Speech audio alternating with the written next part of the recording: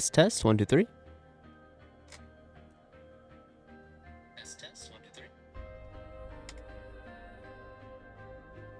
All right.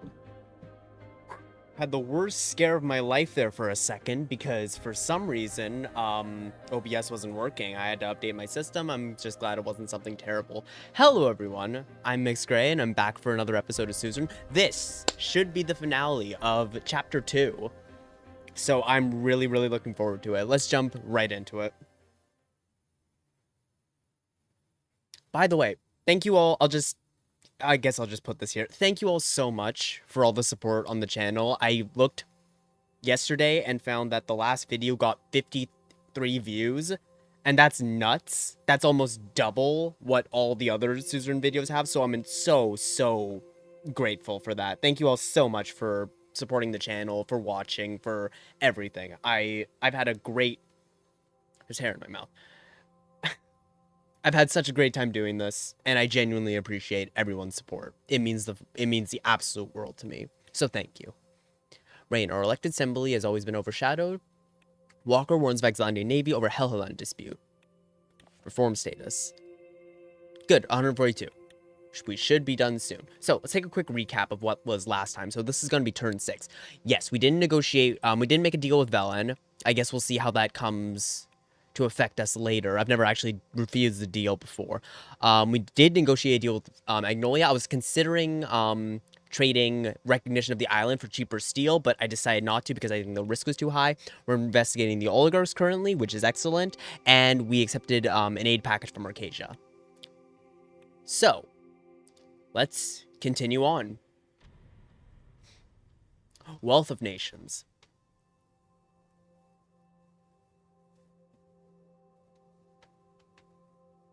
All right, everyone. Turn 6. 6? Yeah, 6. Boosting the economy. Central Bank Reinforcement Act. Health requires more resources. That's fair enough. I can deal with that. Hidden power of men in uniform. An office without some support from the general staff. President Artur Vichy was a leader who learned this the hard way. 1927, a military coup brought an end to his short time as president. President Alfonso became target of alleged conspiracy by the old guard. Interesting. Risha and Rumberg signed economic cooperation. Ah, there it is. Gains naval base access. Let's take a look at that, actually. This is why I didn't want to... Yeah, they can impact me from here. This is why I didn't want to make that deal with Gassom, with Risha. The L1 Railway's done. Awesome. Okay, great. Okay. Let's see this. Van Houten wins elections. Good.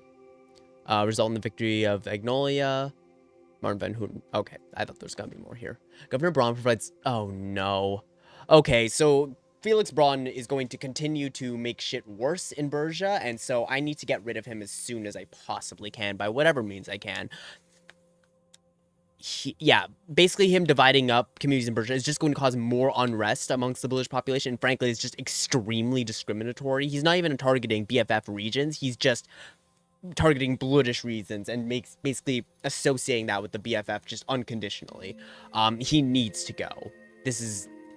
He needs to go. Ministry of Defense to assess the security conditions of Sordland. Okay. Privatization plan. We're not privatizing. We're not privatizing.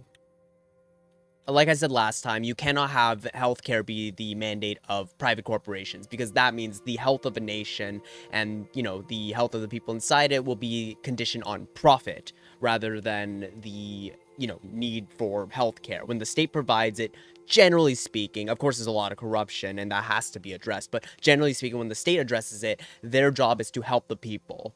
When private companies address healthcare, their goal is to make as much profit as possible because that's how it works. That's privatization. Let's talk to Yosef first. I arrived at the cubic building that housed most of the military command that resided in Holzord. The gray and brutalist architecture looked daunting. I never liked this building. It always made me feel like I was standing under the concrete foot of a giant getting ready to crush me. It made me feel small, and I never quite got used to the feeling after this many years. At the entrance, I was greeted by Yosef and his military entourage of young officers. Welcome to the Ministry of Defense, Mr. President. Let's go to my office. We walked from corridor to corridor to reach the office. On the way, we were met with high-ranking officers as well as privates. Every time one of these soldiers saw me, they stopped to salute me. When we finally arrived at Yosef's office, his entourage saluted us and left. He closed the doors and took a seat. This must be something serious, especially since you invited me here. It is important, and it is important that you don't get misinformed on this matter. Vulcan has another agenda. He leaned back and interlocked his hands. The situation with Runeberg is getting worse, and our lack of funding in the military means that we would fight for survival in a war scenario. What are our options in improving the situation? We are making all the necessary preparations, but any substantial military support from other nations would be a welcome deterrent against Runeberg. Yosef cleared his throat. Let's move on to our main topic. The mandatory conscription law has become a matter of discussion, and we need to strike a decision whether to keep or remove it. The facts are that the conscription gives us a large reservist pool that can cover a larger front line, but these troops lack the morale and quality to be offensive elements. My argument would be to remove conscription if our military can stand on its own 2 feet without them. If we are going to have strong allies, why do we need conscripts? A strong knock on the door was heard, and the chief of the armed forces, Vulcan Kruger, walked in quickly with a frown. What is the meaning of this, Yosef? Why haven't I been invited? What is going on here? You are overstepping and interrupting a personal meeting between me and the president. Vulcan deliberated the situation. I see what's going on here. I mean no disrespect, but I am leading the ground operations and I must be informed of any strategic changes. Well, now that you are here, what is your opinion on conscription? The matter is rather simple from my point of view. We kept to our traditional army doctrine. It is not devoid of disadvantages. However, at the end of the day, Runeberg has a larger army, air force, and navy. Our conscripts will fill the much needed weaknesses we have.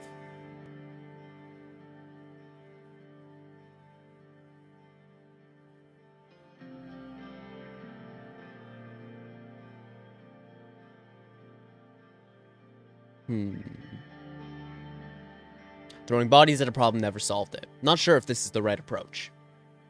Well, we can't have less troops on the front line than the... we can't have less troops on the front line than the enemy. Not with our current structure focused on mass mobilization. I would ask you to consider. Remove mandatory conscription. It is time to have a professional force of willingly enlisted soldiers. Yeah, fundamentally, I agree with Yosef on this. 1, we're going to get better allies. I'm hoping to make a deal with Lesbia. 2, just as a matter of stance, conscription is just not good. It's bad for the nation. It's bad for the people in the army. And frankly, it doesn't produce the best soldiers, not by a long shot. Willingly enlisted professional soldiers is what a modern nation needs and what a modern military needs. Conscription has no place. We're trying to reform Sordland, and this is part of it. So remove mandatory conscription. All right, then we can move on. Let me look over my documents to see if there's anything else of concern. Yosef checked his folder before looking at me. That's about it. I won't take any more of your time, sir. Salute. I saluted and Yosef saluted back. I left the Ministry of Defense and returned to the Maroon Palace.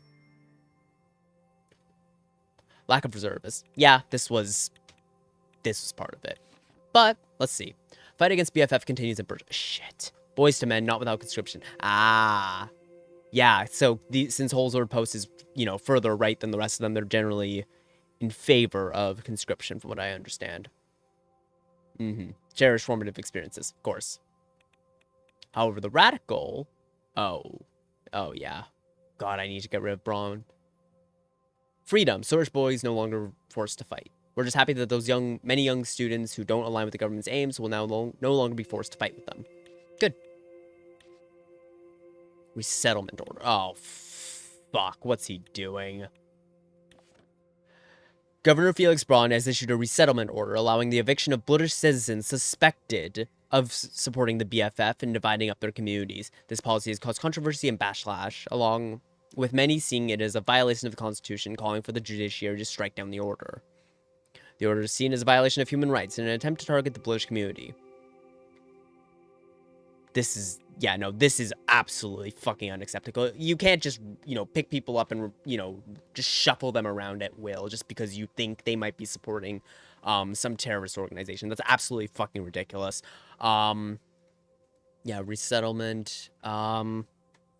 Yeah, no, this is disgusting. We can't. This is disgusting, and I hope this is struck down, and I hope we can have an impact, and I hope we can get rid of this. Frankly, by reshuffling everyone, you're more likely to make them join the organization because you're giving them reasons why they can't trust the government to, help them. Just picking them up and dropping them wherever. It's horrible. This is horrible. ATO Hill's nuclear breakthrough. Women's Rights March. Gender equality and sort of public education. We can do that. We can very much do that. Conrad at a standstill. City of Conrad is partially shut down as a result of the Arcasia trade incident. Fuck. With port traffic ground to a halt and wealthy citizens selling or abandoning their luxury properties as the AT camp for Holzord, a full recovery may take months if not years. That's really bad. Earlery Air Base update. Arcasia has finished moving its planes to the Earlery Air Force Base. As per the terms of the new agreement, the Arcasian military is allowed to refuel and repair access to the Air Force Base in exchange for providing logistical, financial, and equipment support to Sordland. Good. General Staff released a statement. The General Staff has made a statement about the danger of anti-military stance the current government has taken. The press release highlights the lack of presidential support for the military is a major concern for stability. Police raid on young swords. Good. The raid on the pub resulted in the death of 2 young swords members and 1 civilian in the gunfight that broke out. Values plummet in Lackhaven. Oh, this is bad. Lackhaven is still reeling from the fallout of the trade war with Arcasia as its largest exporters suddenly find their products' value plummeting. A wave of bankruptcies is expected to result, as well as considerable damage to Lackhaven's tourism and nightlife industries. This is really bad. This is really bad. That trade war has absolutely fucked us. Okay, maybe we can recover a bit with the opening of the L1 railway. We arrived in Holzord for the grand opening ceremony of the L1 high-speed rail. It was a proud moment for all of us. Simon and Gus, who were heavily assisted with the project, were with me alongside Lucian to decide on how to proceed tomorrow. Lucian stood up. First of all, congratulations, everyone. To many more projects like this. Well done, everyone. We couldn't have done this without our excellent team. Indeed. Let's move on to our plans for the opening tomorrow. It's been a long time since the last successful infrastructure project. There's good reason to capitalize on the occasion. I have a plan on how to do that. If Mr. President accepts, driving the first high-speed train to Lackhaven would be great for our image nationwide. What are your thoughts? I don't support anything beyond the opening ceremony. Actions speak for themselves anyway. I see your point, but involving the President further could be beneficial for the administration. I think so too. Mr. President? I agree. There's much to gain. Very well. Sounds fantastic. The President arriving to Lackhaven on the driver's seat would make the headlines for sure. Additionally, a large crowd is invited for the ceremony and will be watching the opening speech.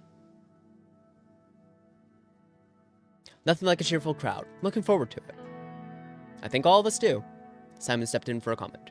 On another note, it goes without mentioning that this was a team effort. Beginning with the President who put his trust in me, I want to thank all who were involved in the L1. Simon, you deserve a lot of credit. After all, it was you who came up with the project. We had our disagreements, but the important thing was the outcome. Sorish people got what they needed for a long time. We will show our best face tomorrow. Meanwhile, I'll make sure that our message of improving the countryside will get across. Alright then, you have a lot of work to do tomorrow. See you in the morning. Once again, good work everyone.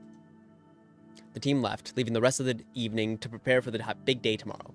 The next day, a stage had been erected inside the central station along with a new electrified railway line. The sunny weather created a positive mood in the usually grey Holzord. The crowd looked quite large. I spotted many party members among them. We began moving towards the stage as the excitement was growing. Signal to Lucian to begin the ceremony. We were all ready to begin. I gave the green light, and the opening address began. Brothers and sisters of Sordland, I welcome you Holzordians today as a proud servant of this country. Lucian's voice echoed in the central station. Thousands of Sordland and USP flags began to wave as the loud cheers intensified. Without further ado, I invite the President of Sordland to take the stage. I moved up to the stage and to address the crowd. The press was taking dozens of pictures. People of Sordland, welcome to the opening ceremony of the L1 high-speed railway. The chanting and excitement from the crowd intensified. A large group began singing the national anthem.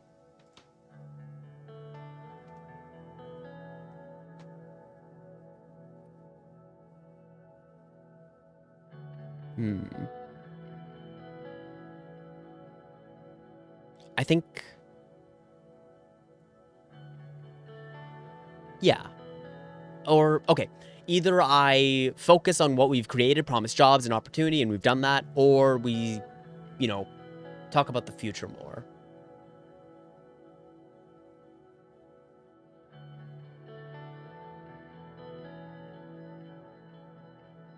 I think I want to look to the future, just because we need to fix this. So, trust me, our work is far from over. This project is only the beginning of good tidings.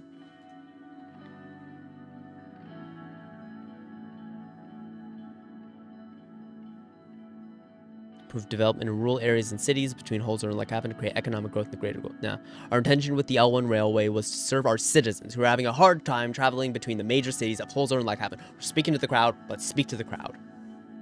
Our intention with the L1 railway was to serve our citizens who were having a hard time traveling between the major cities of Holzer and Lackhaven.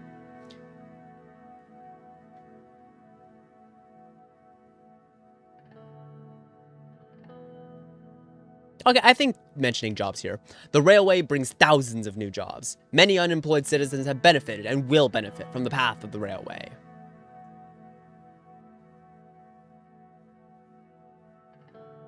We have to thank the mind behind the railway project for it all, the esteemed Minister of Economy and Tax, Simon Holt. Please, come over here. Simon walked up beside me. Thanks, Mr. President. Our aim with this project is obvious, to improve the speed and efficiency of transportation. I'm sure each one of you will be proud of the achievements made during the project, and once we cut that ribbon, and you can get on that train yourselves. Simon mentioned the beginning of a source economic recovery, and the plans to stop the recession altogether. Good. Lucian took Simon's place after he was done with his speech. Citizens of Holzord, there you have it. As promised, Anton Rain, the 4th president of Sordland, has delivered. We moved towards the line where the first electric train was waiting. A red ribbon was hanging by the door of the train. Simon gave me a large pair of scissors to commence the opening while the crowd was watching. I cut the ribbon, which led to a huge wave of cheering from the crowd. Many flashes went off at the same time. Congratulations to all. It was a solid and fruitful effort, hopefully with much more to come. It's a good moment indeed. We have helped so many in the countryside. The train is prepared and ready.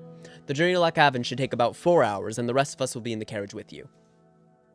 I entered the cab and took a seat with the assistant beside me. The crowd was trying to catch a glimpse of me sitting as a driver of the train. Who do you want to travel with in the cab, Mr. President?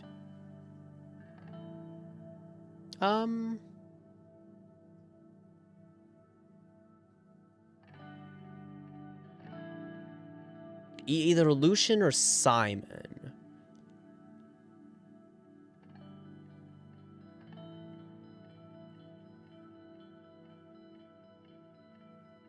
Yeah, I think Simon, because he helped me, you know, basically this is his project. I think he should be in the upper cab. I want to have Simon in the cab. This isn't necessary, but I won't refuse. We can talk about future economic projects. That's also what I was thinking about. As we began driving the train out of Central Station, the media took photos of me and Simon, who smiled to the cameras. The new train was in pristine condition, and the electric engine made much faster acceleration possible while providing minimal noise and maximum comfort. After the relaxing 4-hour drive to Lackhaven, we were welcomed by several celebratory citizens at Lackhaven Station. The railway officially opened to the public, as soon as we arrived, and thousands began utilizing it. Today was a great victory for the administration. Whoa.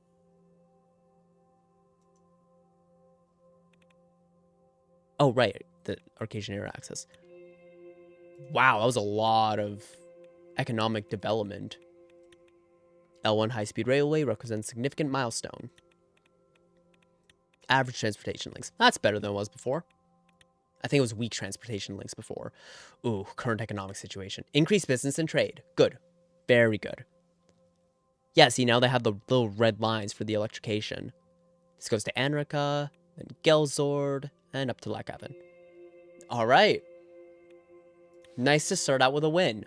President Rain opens L1 Railway, expected to boost the production in between the largest cities in Sordland. Happily welcomed. Taurus Holding finally finishes construction. Leaving much to be desired in terms of accuracy and quality. Ah, yeah, right, because these guys are the corporate shills. Why didn't the president pick Underhall Construction? Whatever, fuck off. Because they're fucking terrible. Alright. Briefing on the current economic situation. Let me take a drink.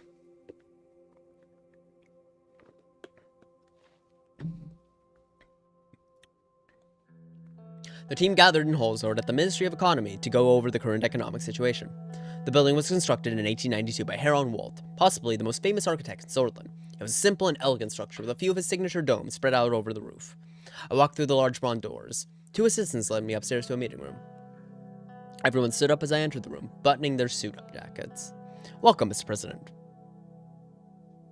"It's good to be here." Everyone took their seats. As you all know, today we'll go over our economic status. Let's begin without any further ado. The ongoing trade war between Arcasia and United Content has disrupted global trade immensely, I've noticed. Unfortunately, we couldn't escape the effects either. Our net losses are growing as a fallout, and we have lost a substantial amount of budget. David? There are no signs that either side is backing down for now.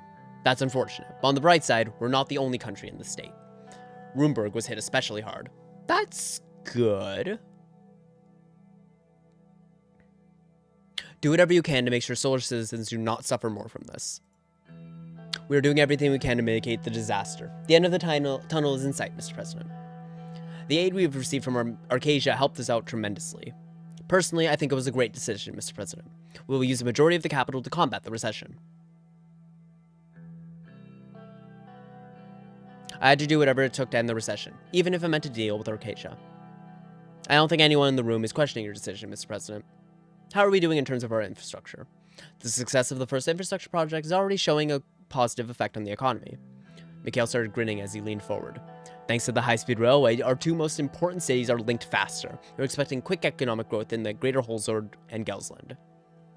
The Business Council is satisfied with this infrastructure improvement. It was a gargantuan effort from our side in the Ministry of Economy.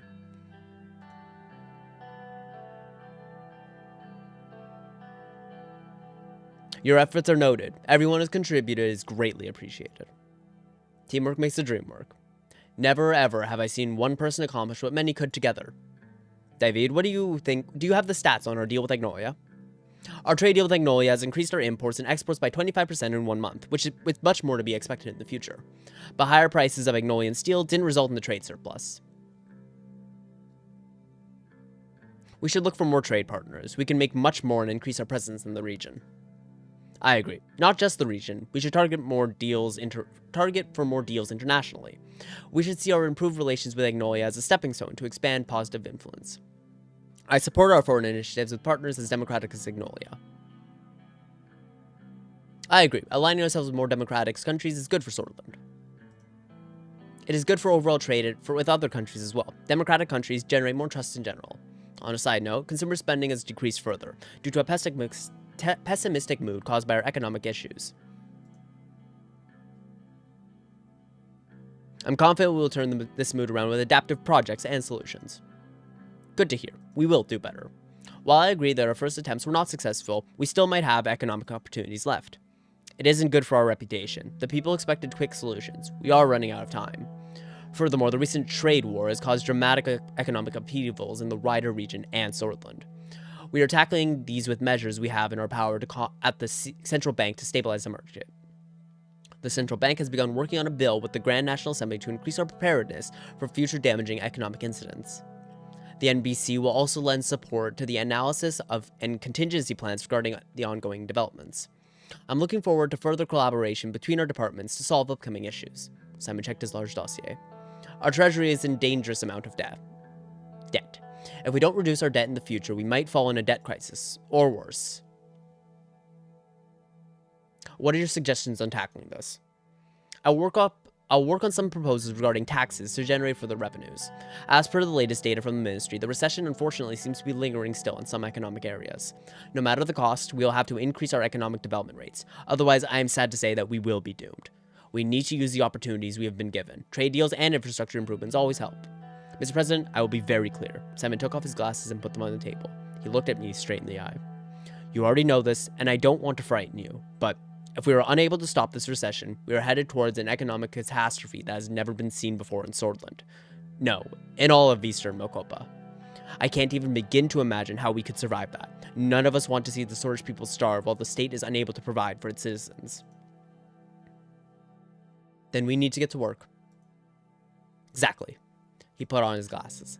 Now, there are a few methods we can use to tackle the recession. Our debt situation is awfully bad, and I heavily advise against further expenditures.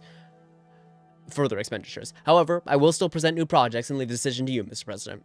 There are two main distinctions between these projects. It's either about continuing our infrastructure improvements or investing in increasing production.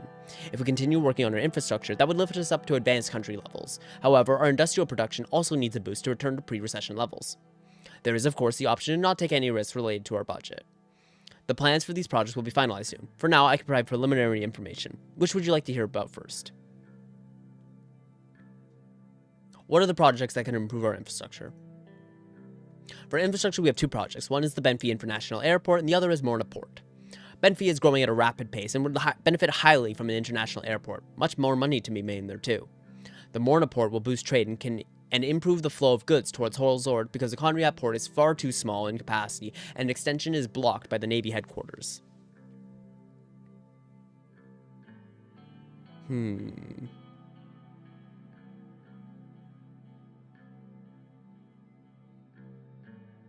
Economic growth in Benfey could be propelled, it still has yet to reach its full potential. Benfey is rapidly developing, and there's much to gain from increasing its connectivity to the world. Imagine all the tourists that would arrive. We must focus on improving the well-being of our worst citizens, and while Morgna is no poor city, it very well deserves investment. That's a fair point. What are the projects that could boost our production? For production, we have two projects. One is the Sordland Agricultural Zone, the other is the Conrad Industrial City. I see the Sordland agricultural investment as a higher priority due to the fact that the farmers in Berja were the most hit by the recession. Sordland also is a much poorer city than Conrad. The Conrad Industrial City has the potential to increase manufacturing in the greater Holzor region by a large amount. Excuse me. As much as David is correct, and I do agree we should be investing in poor regions, in this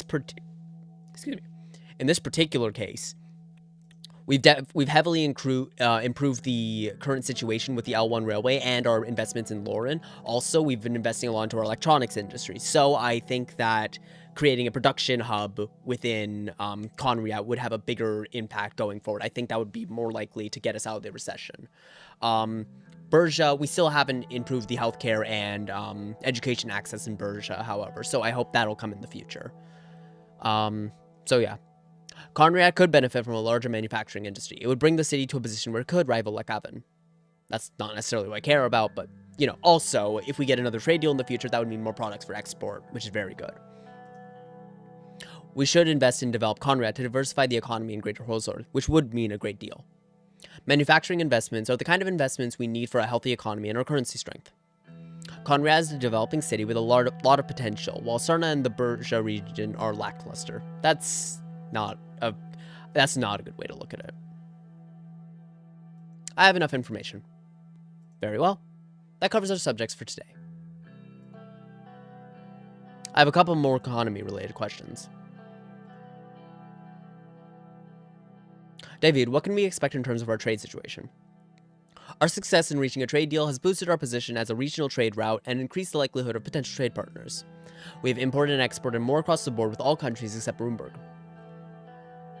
Mikhail, how's the mood in the National Business Council? The business leaders in the council are nervous about the lack of tangible economic improvements in the country. They are holding on to their investments until they feel it's safe and to invest their resources in new hires or branches. Edith, how strong is our currency? Currency health and economic output degraded significantly and nearly crashed Suzerain. Our currency is on the course to actually crash if we don't act. Catastrophic losses in our financial strength are observed at the central bank, especially compared to pre-election levels. Inflation has increased by 20 percentage points year on year this quarter. That's bad. That's bad. I know enough now. Thank you for the information. That concludes the meeting. Have a good day, all. Goodbye. Until next time, Mr. President. See you soon. The meeting ended. Operation Bear Trap. Huh. That's happening, I guess. Oh, that might create a problem.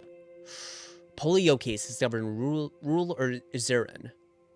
I guess Pascal was right about the potential pandemic. There are currently 23 active cases. That's bad. That's bad.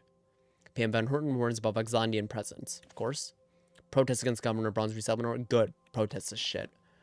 Arson v. Sordland case. A landmark court filing has been appealed to the Court of Appeals today and is under review of Minister of Justice. Lawyer and Blue civil rights activist Ishval Erson sued Governor Felix Braun for the infringement of the constitutional rights of equality before the law.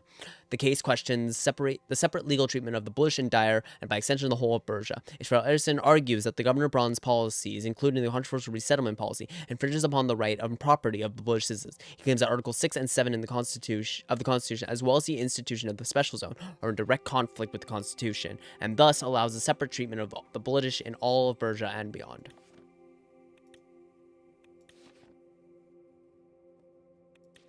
Israel Edison is right. Yeah, he is. Unnecessary measure, fair enough. Operation Bear Trap begins. That's... Sordland's diplomacy disappoints. Diplomatic initiative presented by the foreign ministry has led to a major disappointment when President Rain went to Vrakovitz only to come back empty-handed. Sure. The meeting with President Smolik seems to have gone negatively, diminishing the chances of closer ties between the two countries. In a time when Sordland needs more regional ties, this comes as great news. I guess. Yeah. Okay. Investment in mega project. There are several investment projects outlined which we could start.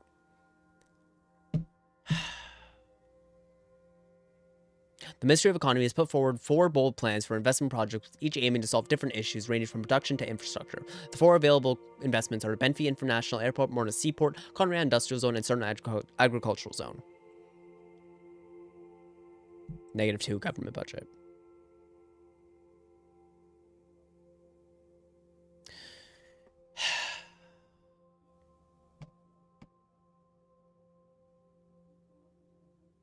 Okay. I am very nervous about the debt situation. However, I feel that I feel like not spending on the investment plan would hurt us. Okay, wait. Okay, let me be more clear about that. I think there's a greater risk in not investing more than there is in trying to, not get into more debt. I think that if we are to get out of this situation, I think we need to put more money down into making sure that we have the actual solid infrastructure to, weather the storm of a debt crisis. Because objectively, we're in a debt crisis. This is a huge problem. However, I'm hopeful of 2 things. 1, I'm hoping a deal with Lesbia can help stabilize the situation. 2, I'm hoping a return in investment from Gazprom will also help stabilize the situation. So for right now, it's a risk. It's definitely a big risk. But I'm thinking about investing in the Conrail Industrial Zone. I think that if we invest in our production ability, we'll be able to export more and be able to do more with the, basically taking full advantage of. Let me see where Conrail, right here, taking full advantage of the fact that we've increased our energy production in Lauren. We'll be increasing it soon in Nargis with Gazprom, and the railway connection has linked up our 2 largest cities. So for that reason, I think the Conrail Industrial Zone is the best decision.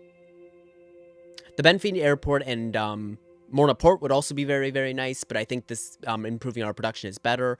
And also on top of that, the Sordland Agricultural Zone, which is very, very good and would be a very great help. Food insecurity is not really an issue right now. Even though Bergia itself would do very, very well from the investment, but that's not the most pressing issue. I think improving our production capabilities and therefore increasing our exports in the future would be the best decision. So I'm going to say the Conrail Industrial Zone.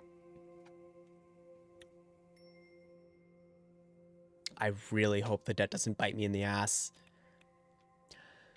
Meeting on the escalating tensions in Bergia. Nia Morgna and Lily's Graf scheduled a meeting to discuss the ongoing legal case that required my attention. Early in the morning, we convened in my office. Thank you for being here at this hour, Mr. President. We need to inform you about some news from Bergia. There was a court case initiated by a British citizen which involves a possible revision of the Constitution. Unfortunately, it has the potential to affect the whole country. Explain, please. I'll start from the beginning. As you know, after the discovery of Ka-74s and separatist hideouts, there have been more than a few attacks initiated and claimed by the British Freedom Front. Due to a lack of security funding, some of these otherwise avoidable attacks couldn't be stopped. This led to some increase in tensions in Bergia. Lily's side. The main problem is with the security structure of Bergia. Due to the special status of the region, operations on the ground are run by local security forces that are not bound to the interior, which means my hands are tied. However, with the rising tensions after Operation Bear Trap, we have also been receiving more and more intelligence about some kind of preparation by the terrorists. We can't allow the conflict in Velen to spread to Sordland, and we know that Velen and Sordland divisions of the BFF are in close cooperation.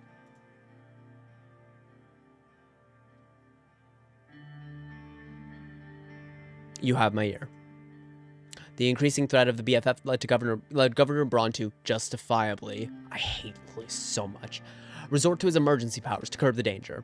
His discovery of militant training grounds disguised as schools was commendable, as well as his quick handling of the bomb threats coming out of major cities like Dyer.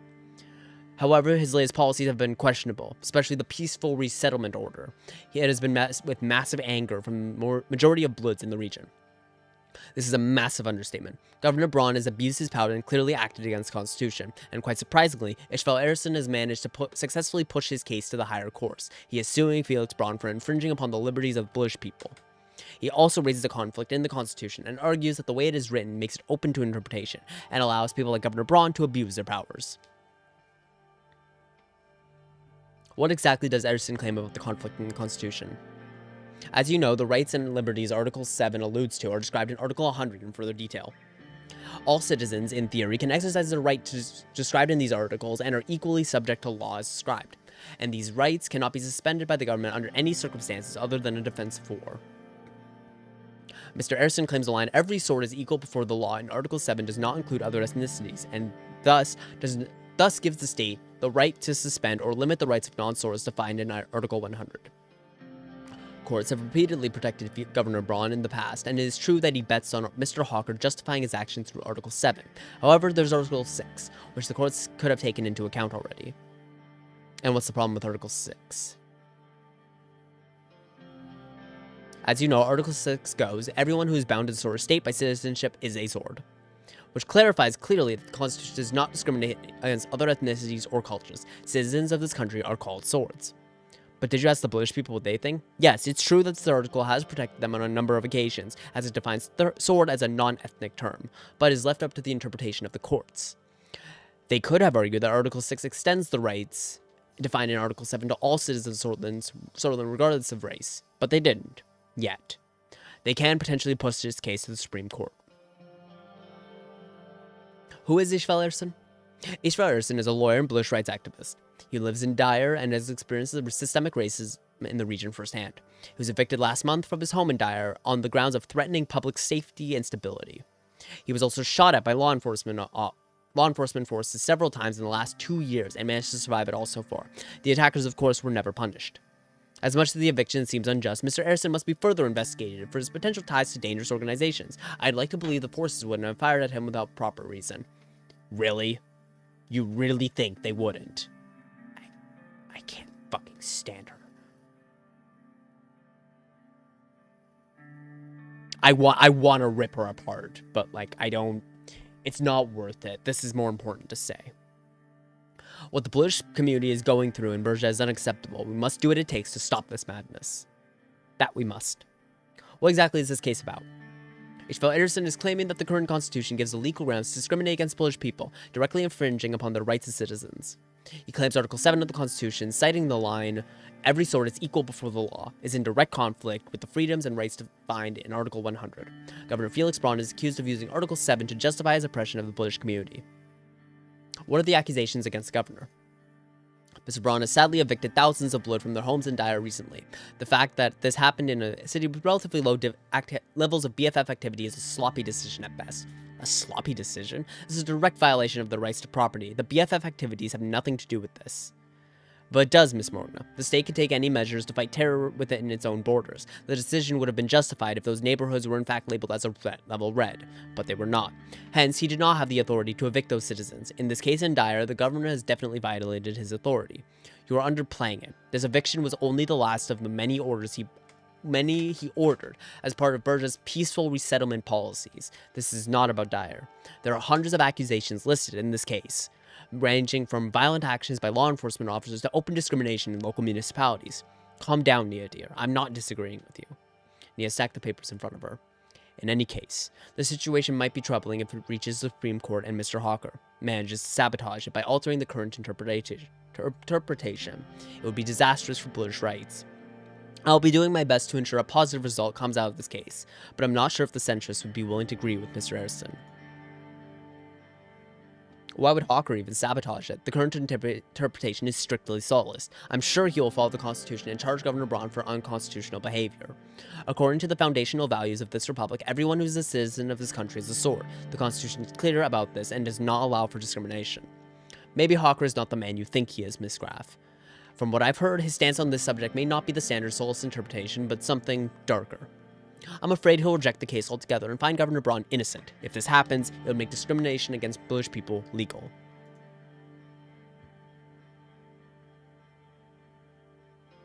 This is insane. Is there anything I can do? I'm afraid not, Mr. President. The executive has no jurisdiction over the judiciary. And in this case, I'm afraid even Justice Edmonds and the censors would be almost impossible to convince. To be honest, I don't think this is a matter for our administration. We must keep out of judicial affairs. As much as I hate to say it, I somewhat agree with Lilius on this. I prefer to keep the status quo over risking a complete abolishment of rights. We still have the power to make tangible reforms.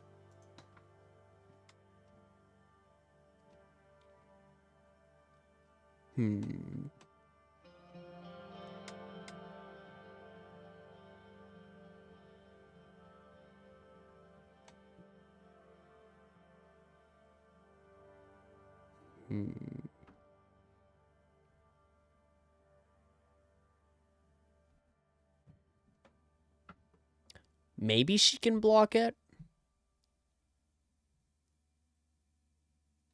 Or maybe we can... No, I don't think we can get the justice degree. You must put pressure on the system and block this case from reaching the Supreme Court, Mr. Morgna. Of course, I will do my best, Mr. President. As I said, I think the government has better things to do than meddle with judicial affairs. This isn't just a judicial affair. This is the rights and freedoms of a huge section of our population. This isn't just meddling. This is, however, something that the government can do to address the situation on the ground. It is time we push for a change within the security structure of Berja and the special status that resulted in de facto autonomy. It clearly isn't working. I believe we are aligned on this matter, Mr. President. Mr. President, you asked me to explore options regarding the revocation of the special zone at the beginning of our term. Given the current circumstance, I think it is now possible. That's great to hear. Tell me the details.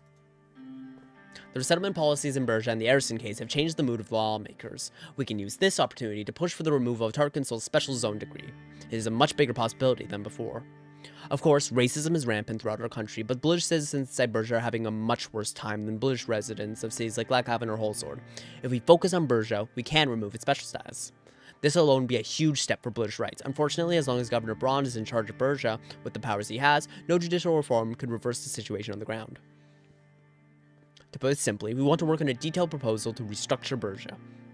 I believe it must become a region of Sordland like any other. We must centralize the system and abolish the local security forces.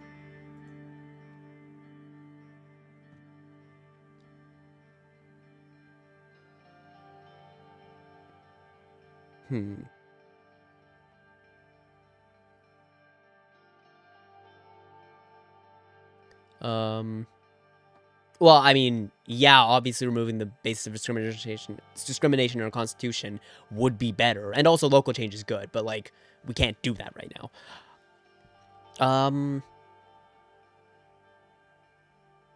Are you sure we can even revoke the special status of Berja? We can't be sure of anything, Mr. President. You know this better than me. But Lilith and I both believe there's potential to get more MPs behind the idea. It is true. Some members of my circle inside the party are keen on this as well. They're starting to believe Seoul's policy in Berja has already run its course. If we play our cards right during the process of this case while we work on the preparation for a strong proposal for the special zone, we can gather enough support behind it. We have to try.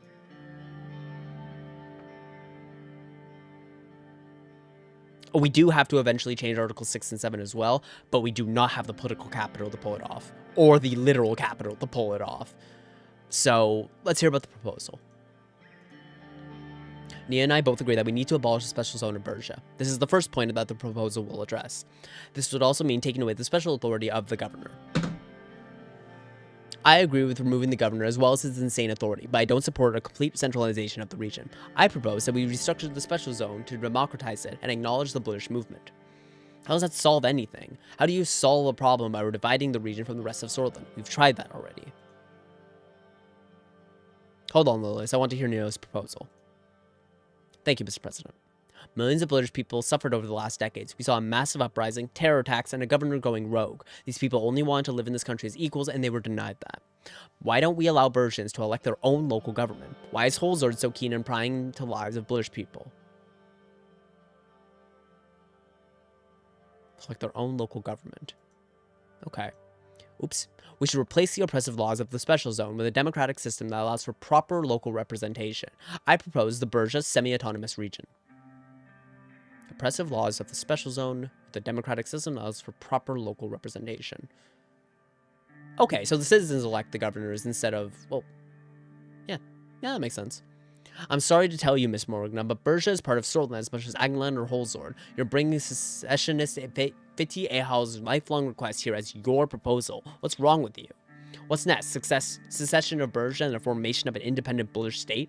Autonomy for Angland? And why don't you hold a referendum for the rooms of Estord? And ask them if they want to join Roomberg while you're at it.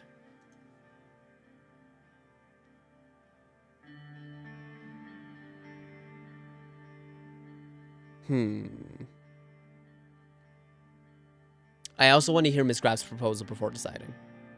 My proposal is very simple. The special zone must be fully revoked. The governor's power is taken away, and the local security forces must be abolished. Only then can Bersia be an equal part of Sordland. If I propose we unite Bersia with the rest of Sordland and enforce the same laws and policies as any other Sordish region, dismantling the current semi-independent security structure in the process. We will hold local municipal elections just like in every city in Sordland, and the security of the region will be under the full control of the Ministry of the Interior. We no longer allow their forces to pursue violence with impunity. If this was a problem that the central government could fix, your mighty colonel would have solved it already. The assimilation policies clearly didn't work. What does that have to do with anything? I'm just saying the solution is not a rushed unification. We must acknowledge that Bersia is a unique region with its own culture and history. We cannot disregard the social reality.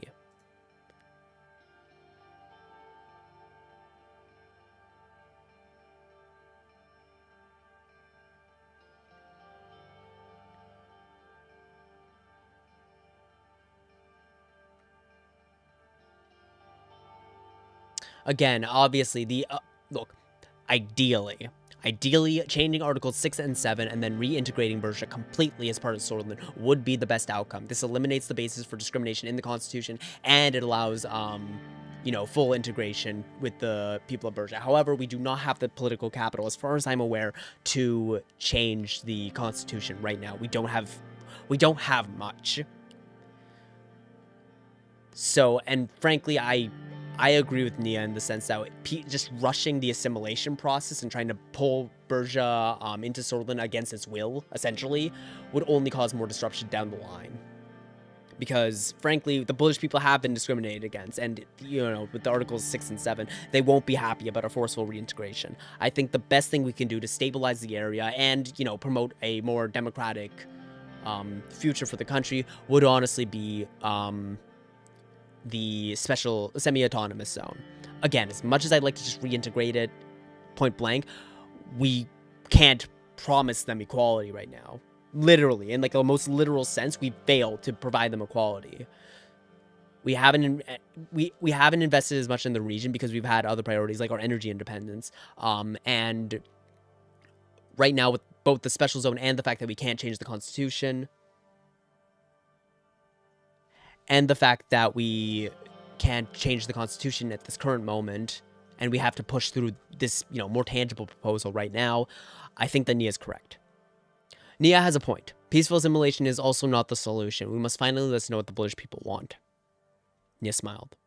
Great. I can start working on the proposal immediately.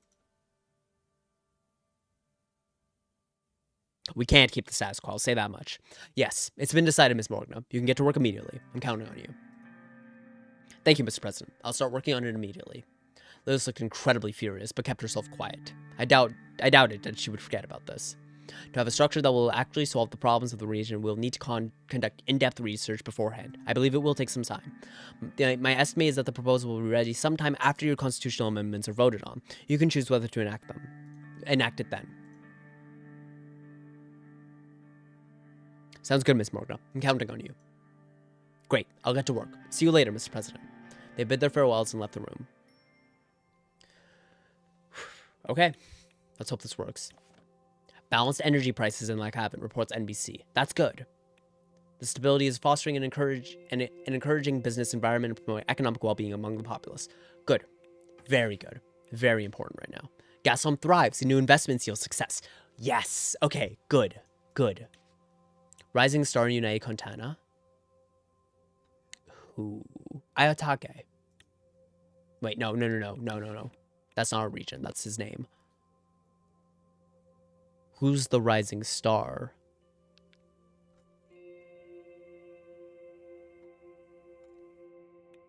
I'm not sure. Oh well. Budget allocation of healthcare or... Oh, well, okay, this is just an act. We'll sign this. Or veto it, whichever. Central Bank Reinforcement Act. The Central Bank Reinforcement Act, led by Edith Egnok of the GNC, intends to bolster the strength and stability of Sordland's national currency, though bolster the overall economy. The Grand National Assembly advocates for the following measures: mandates accumulation of foreign exchange reserves, buying foreign currencies, especially those of Sordland's main trading partners. The central bank can exert more control over the value of our currency. Okay. Section 2 outlines the adoption of prudent fiscal policies. By reducing the national debt and limiting budget deficits, the country can present itself as a more stable economic entity, attracting foreign investments and improving our credit rating, which in turn would enable us to borrow at lower interest rates if necessary. Okay. Section 3 proposes increased legal and informational support for industries with high export potential, such as our emerging electronics sector in Gelzord. Good, that's what we're going for. Wine production in Boren and pharmaceutical manufacturing in Lakavan. By increasing exports, the demand for our currency on the international markets will rise, thus strengthening its value.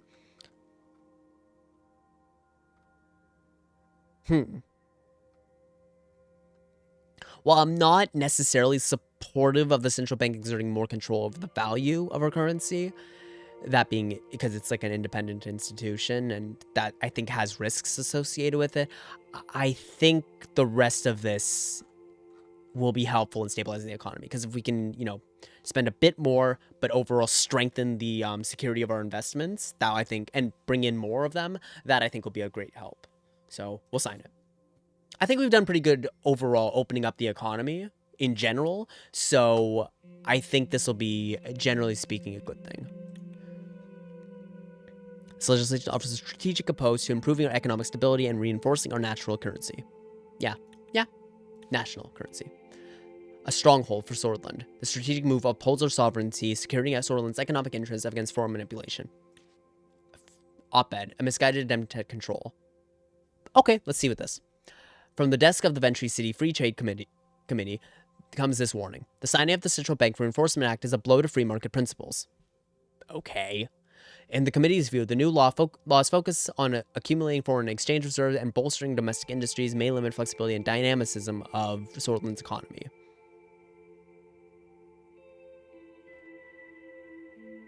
The act could discourage foreign investment and stifle competition to vital ingredients for a vibrant market economy, at a time when the global current economy requires adaptability and openness. Legislation seems to pull Sordland in the opposite direction. Article paid for Ventry City. Okay, I think I don't think these guys are... Yeah, this is just an op-ed. I don't think this is something I should take too seriously. It's paid for, anyway. Free market principles. I don't care about that. I care about stabilizing the country, so fuck that. I think we're fine. Budget allocation of healthcare. Let's get to it. I'm gonna take a sip of water first.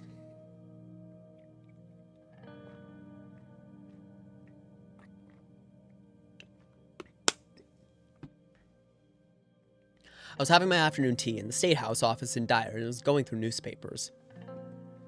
One of the headlines piqued my interest. It read polio crisis in Velen. Before I could start reading, I heard a couple of nods. Pascal entered, followed by Lucian. Mr. President, it's time for the scheduled healthcare meeting. Good afternoon. Please take your seats. They have taken their seats and Pascal produced documents from a suitcase. He put them on the table. Pascal looked at the newspaper I was reading. Very troubling news from Velen, Mr. President. I have just returned from a meeting with our top scientists on the matter of polio. It seems to be spreading.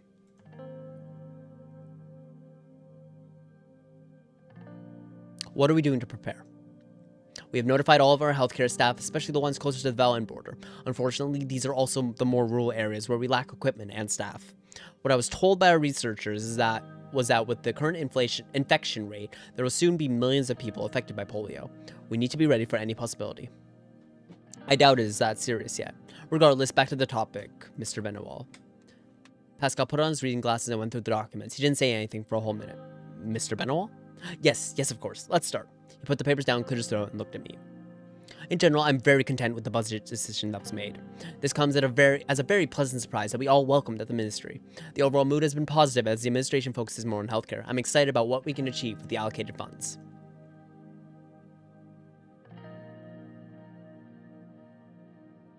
Do you have any specific areas of focus in mind? I'm personally invested to solve the horrible infant and maternal death rates along with your requests. As you know, I've been preparing a new privatization program that would create funds through selling of unused ministry property and some extra taxes. It might not go against our strategy to promote a market economy, but I'm personally against the privatization of government services. Such vital services must remain under state control. I agree. Aside from creating additional funds, there's a long-term problem with privatization in a country like Sordland. You're right, there might be structural issues, especially due to private greed and market manipulation. Also in a country where most people don't have access to quality healthcare. I do agree that there is some concern there, but the benefits of competitive and quality services is greater. I don't agree. This is not Arcadia nor Lesbia. You're talking about Sordland, in which healthcare is free, for now. And we have people who have their lives depending on a service that is free to them. Messing with that structure will definitely hurt us politically in the future, that I know for sure. But the choice is yours, Mr. President. We'll keep healthcare in state control. Don't allow any private involvement that can endanger core healthcare services. As you wish. The health services shall remain in public hands. Good choice. Now, let's get to the big question of how we will spend the extra funds allocated to the Ministry of Health. I urge you to consider these proposals. We could build new hospitals where necessary, divert funds to increase the salaries of our healthcare workers, or invest in enhancing the existing treatment facilities in rural areas. Each of these options presents a unique path forward in improving healthcare access and quality in Sordland.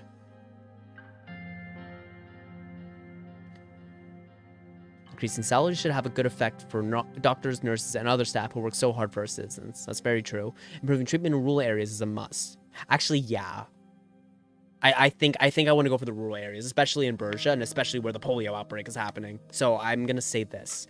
Improving treatment in rural areas is a must. It would prevent mistreatment, disease, and sickness. Also, I want to say, this option is much more targeted. By a flat increase across the board is very, very good. That is excellent. I love that. Hospitals is interesting, but I don't think it's as necessary as these other two. But increasing salaries would have a broad effect across the entire country, which would be excellent. However, improving the treatment in rural areas will target the areas that need the most help the most.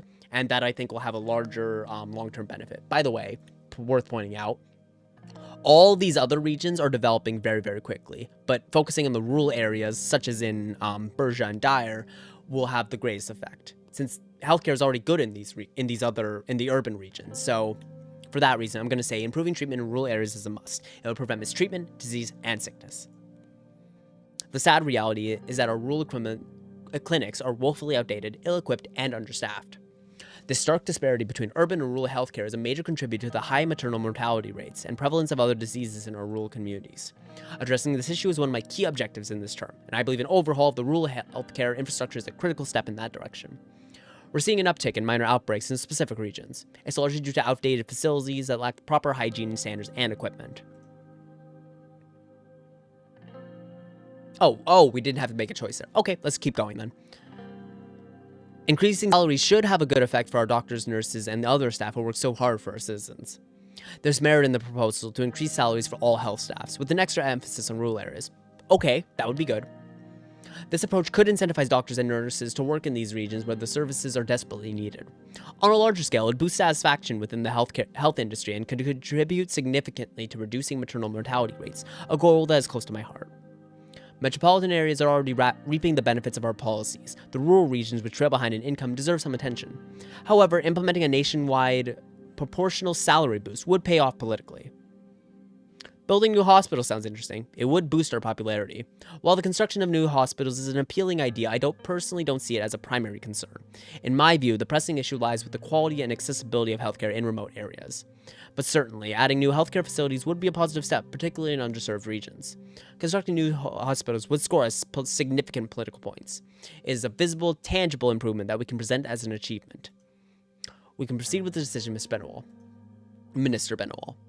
In my book, The Unfortunate Man, I depicted the hardships of a poor mining family, a vivid illustration of the stark health inequalities in our society. As Minister of Health, I strive to rectify these disparities. Therefore, I believe improving treatment in rural areas should be our course of action, Mr. President. It would be best to consider the political advantages of each one, as well as the practical advantages, before making a decision. A few minutes went by in contemplation as the moment to make a decision became near.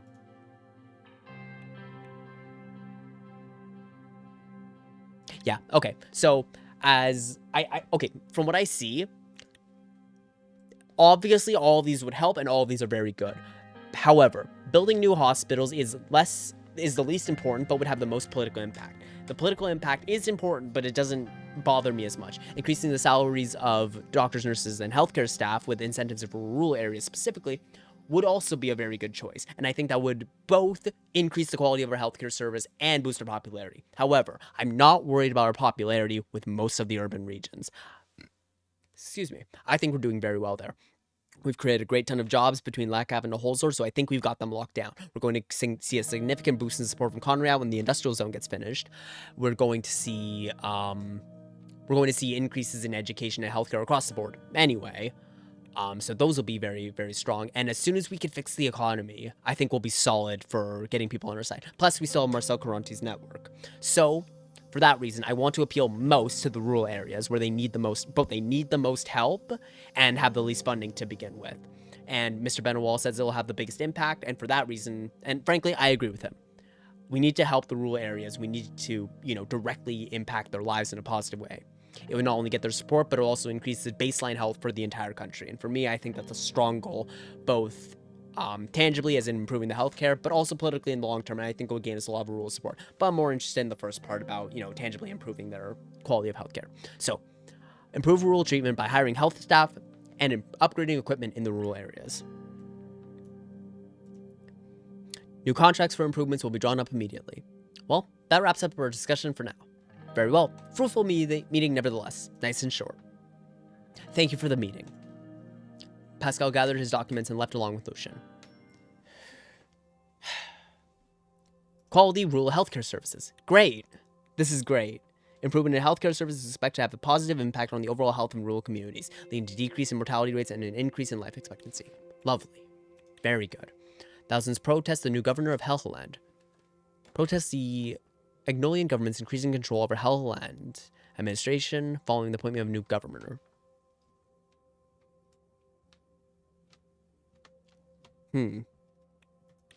Interesting. Okay. Oh boy. Chief of the Armed Forces Vulcan Kruger reported that the Velen military initiates assault on targets. Chief of the Armed Forces Vulcan Kruger reported that the Vejik Armed Forces are moving north towards the town of Vernon.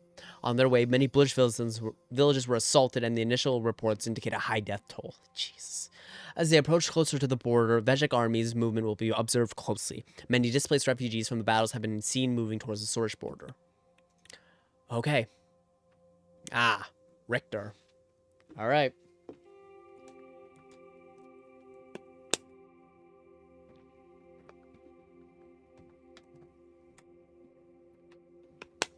All right, let's do this. Talks with friends Richter. God, excuse me. Talks with friends Richter on the upcoming vote. The preparation for the new constitution were nearly complete. Soon we were going to propose it to the Grand National Assembly, a huge step for our administration. But we desperately needed more support. That's why I had invited friends Richter for a chat about the upcoming vote. He and his party held the key to our success. We met in the presidential office at the end of the day. He arrived in his signature navy blue suit and handed me a box of famous Arcasian chocolates before sitting down on the couch. Thank you for the gift. Oh, it's nothing, Mr. Rain. He took a folder from his briefcase and flipped it open. I could see the scribble he'd made in the margins of my draft proposal. I have to say, I'm surprised by this proposal you've prepared for the new constitution. I really do not understand your reasoning behind some of the changes. What's on your mind? I don't know where to begin. You've ignored our demands to lower the undemocratic electoral threshold. How are you calling this a democratic package?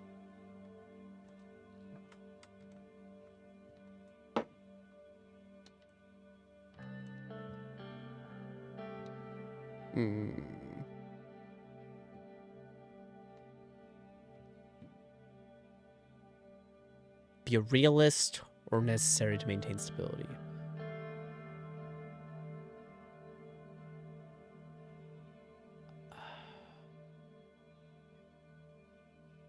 I'm gonna try for a more calm approach. These are all necessary to maintain stability. Necessary? What kind of an excuse is that, Mr. President? Okay, I guess we're going to be more harsh. And you're saying this while you're begging me for my party's support? I still believe we can accomplish meaningful change together. Maybe we can, but I do not find the proposal by any means sufficient. I'm still not sure what to make of it. You're going to miss our chance for reforms just because they don't contain everything you want? You're putting all the reformists in a tough spot like this, Mr. Rain. I'm sure it was tough to persuade your party to support this proposal, but this is what happens when you expect the USP to bring change. Don't expect me to sympathize with you. Jesus. Not only have you minimized the potential for the reforms, you're taking the spotlight away from the PFJP members who campaigned for these reforms for years. You'd better have something else to offer.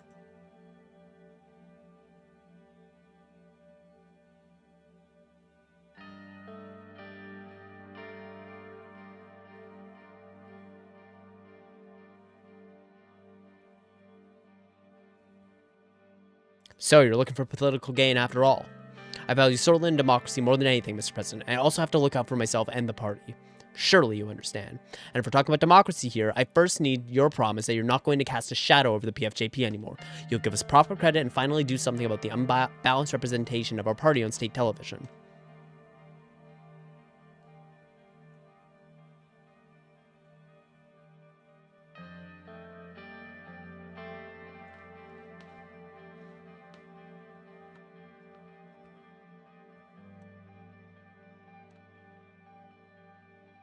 Okay.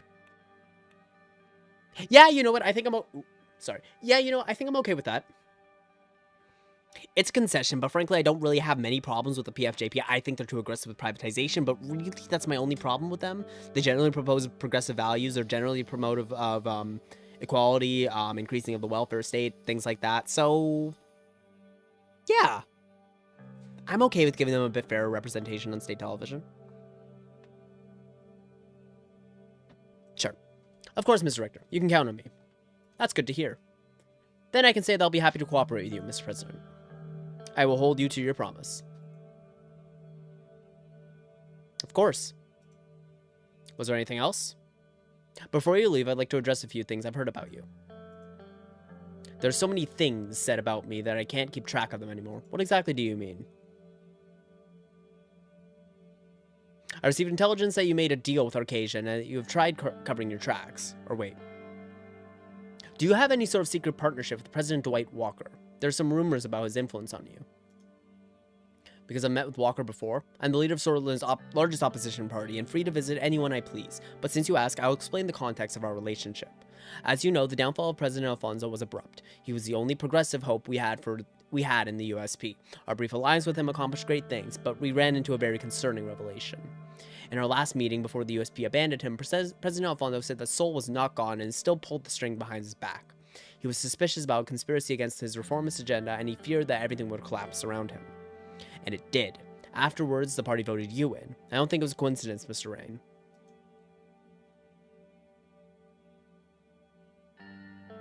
Wait, what are you trying to say? I'm trying to say that eventually, that everything leads to the 1953 election was orchestrated by the old guard. After realizing the true extent of the Sol's deep state influence, He looked down for a second and continued.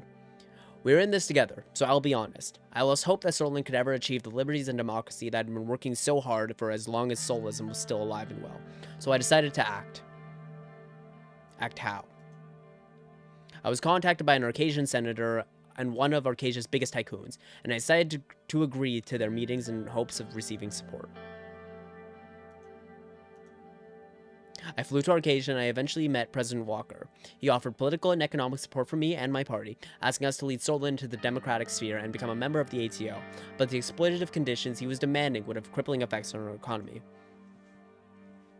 I told him that I was only there to increase economic cooperation, nothing else. I did not get their support. Nor did I do anything illegal. To this day, I feel ashamed to have gone to the feet of Arcasia like that, but at least I managed to stop myself from becoming the very thing I was fighting against.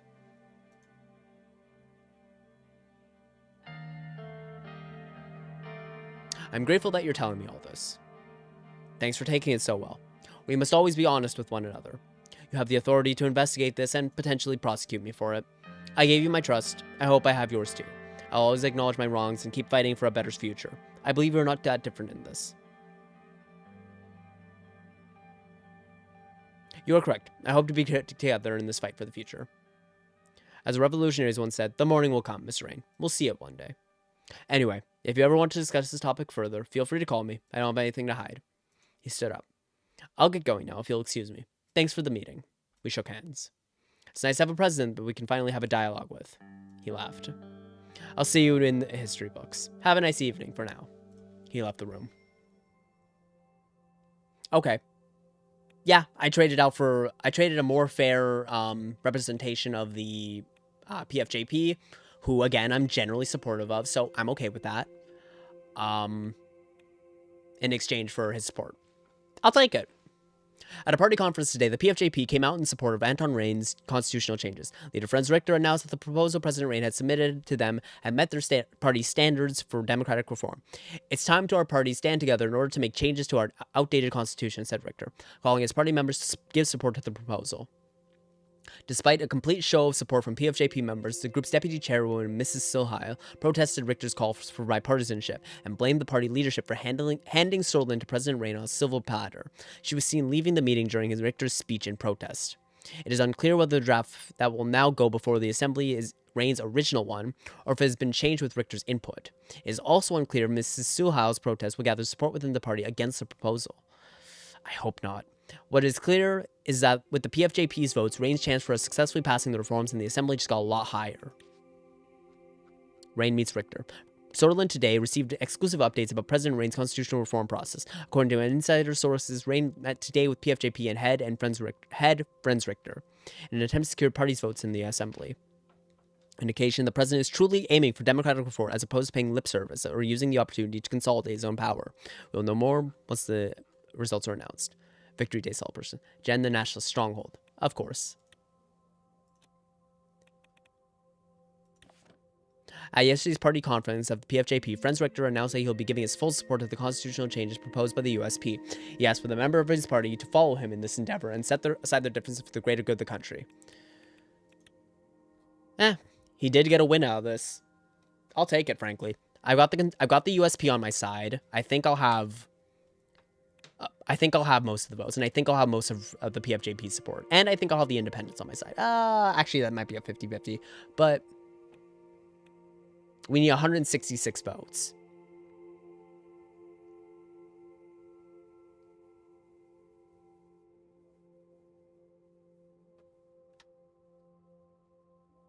Okay. Yeah, no, I think we can make that. Basically, it would mean that, like, if 30 of my own party or 30 of the PFJP or, like, 15-15 or whatever didn't vote for the proposal, then it would die. But I think we're good. I think we're okay. I think we have enough support for this. Because I've got the conservatives on my side, more or less. Obviously, not all of them. Some of them will vote against me, the more extreme ones. But we've got them on our side, and we've got the PFJP more or less on our side. So I think we're solid. What have we got here? Award company contract. Several companies have put forward their bids for the new investment project. What the fuck? I have to invest 2 more? Are you fucking kidding me? I already invested 2 government budget into the thing to begin with. I didn't know I'd have to put 2 more down. Oh, we're going straight into economic collapse, aren't we? Okay. No backing out now, apparently. The SSC, Underhaul Construction, and Taurus Holding companies have put forward their bids in the hopes of winning the government contract for the new ambitious investment project. Which company should we pick to lead the project? Taurus Holding. They did well on the railway. They're still supported by the union members. And Underhaul and Sordis and SSC don't offer me anything. So, Taurus Holding. Oh, we're so fucking dead. Oh god, that might have been. I think I might have been a mistake to go for the project. If it was only, I thought it was only going to be -2. I completely forgot that I would ask for another 2 to actually do it. Business shrinking, Jesus.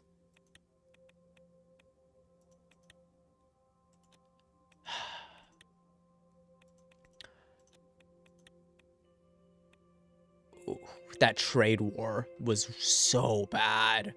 Is that still going on, actually? I don't even know.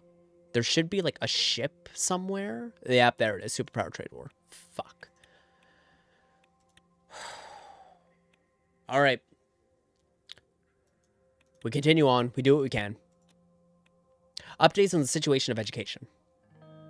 After a meeting with the rector and a brief tour of the University of Valgan, we gathered in a room with Kara. The entire campus was visible from the window. Students were reading books, studying, and having picnics under the trees. It reminded me of my own times, like I've been in business school. At least the more carefree moments. Reminiscing about the past? Yes, it had its ups and downs, but it was still fun. And now we're growing old and bitter. She smiled. Let's not get sidetracked. I want to start off by saying this. It comes as a welcome surprise in Swordlish politics to see a president uphold their promises regarding education. I'm making sure that the additional funds are being used in the best way possible in order to resolve structural issues. Speaking of, I want to thank you for allowing me to lead our education system in the right direction. By removing nationalist indoctrination and traditional teachings, we have unlocked the potential of the next generation. The students of now will thank us in the future, President Ray, and for we have unlocked the potential of critical thought this society desperately needs. In this way, you have surpassed all the leaders before you. Sordland needs visionaries like you to reform to become something better. We are on to something promising and grand, Mr. President. She nodded and brought out a stack of papers from her bag. Spinning her ballpoint pen, she went through the papers, organizing some of them together. Our ministries prepared the necessary framework regarding how to spend our increased education budget. I've outlined 3 potential options. We can build new rural schools, improve the standards of existing ones, or increase salaries for all education workers. We have the capacity to implement only one of these options.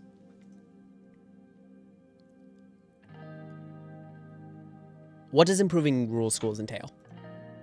Where to start? At the very least, they need new equipment and materials. Many of these schools are facing a shortage of desks and textbooks. The ones that haven't been updated since before the Sol administration. If teachers lack the resources to give Sordlish youth a proper education, it can be as bad as if they don't go to school at all. Why should we increase the salaries of education workers? The job itself should be held in higher regard and compensated accordingly. These are people who have chosen to dedicate themselves to betterment of others, to helping raise the next generation. We ought to give them what they deserve. Tell me about the plan to build new rural schools.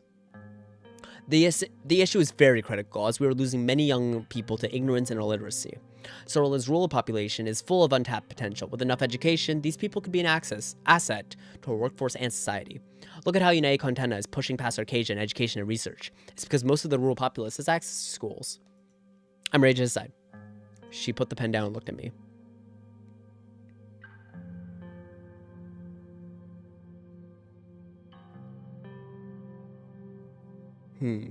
I thought she'd give me more information like Pascal did, but...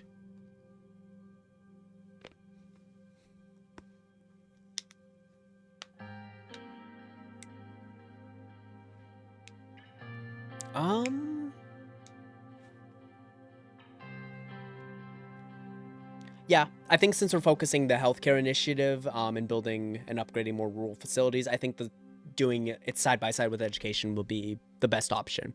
Again, all these are very, very good options. And I think this is kind of a reflection of the frankly, I think it's a reflection of the healthcare conversation as well.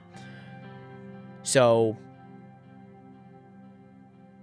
and also considering she mentioned this is very critical, and she mentioned United Content, I think this is the best option. Build new rural schools. Our primary goal must be to increase access to education. It feels gratifying that we're finally serving the people directly. I will pass it down to the ministry. That's all there is for now. I've talked with Ms. Suno to schedule some time to discuss the curriculum. She's a very astute woman, your secretary. You may want to consider promoting her. We'll meet again very soon. Thank you for your efforts. Kara put the papers back in her bag and left the meeting room. Simon started. Conrad. I'm hoping this will be enough to stabilize the economy. Accessible rural education. Good. Quality rural healthcare services. Alongside that. Good. Overloan rights case appealed. Politically motivated and controversial court case of Ishval Edison made way to the Supreme Court. Damn it.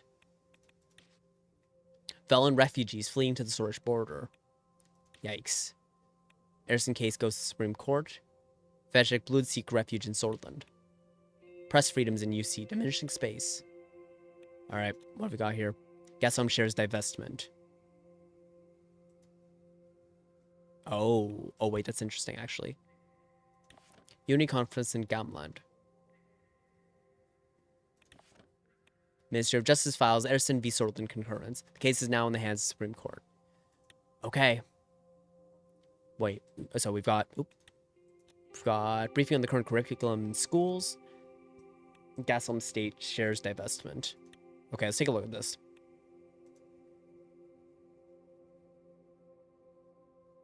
Given the financial landscape revealed by the Gassom report, a strategic decision on the divestment of our shares in Gassom looms. It's now possible to consider an amount of our shares, an amount of our stake in the company, or keep our shares for potential future profit share.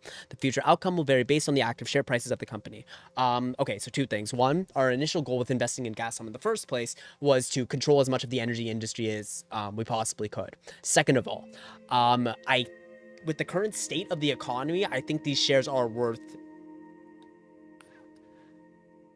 The economy could plummet way, way further. However, I think currently this is the worst. Like, this is currently a really, really bad economic situation, and I think the shares are worth the least in this current situation. I think holding on to the shares for a future profit share will be a far better risk-reward proposal. Because if we get all the extra money in the future, that'll be a massive amount of budget that we desperately, desperately need.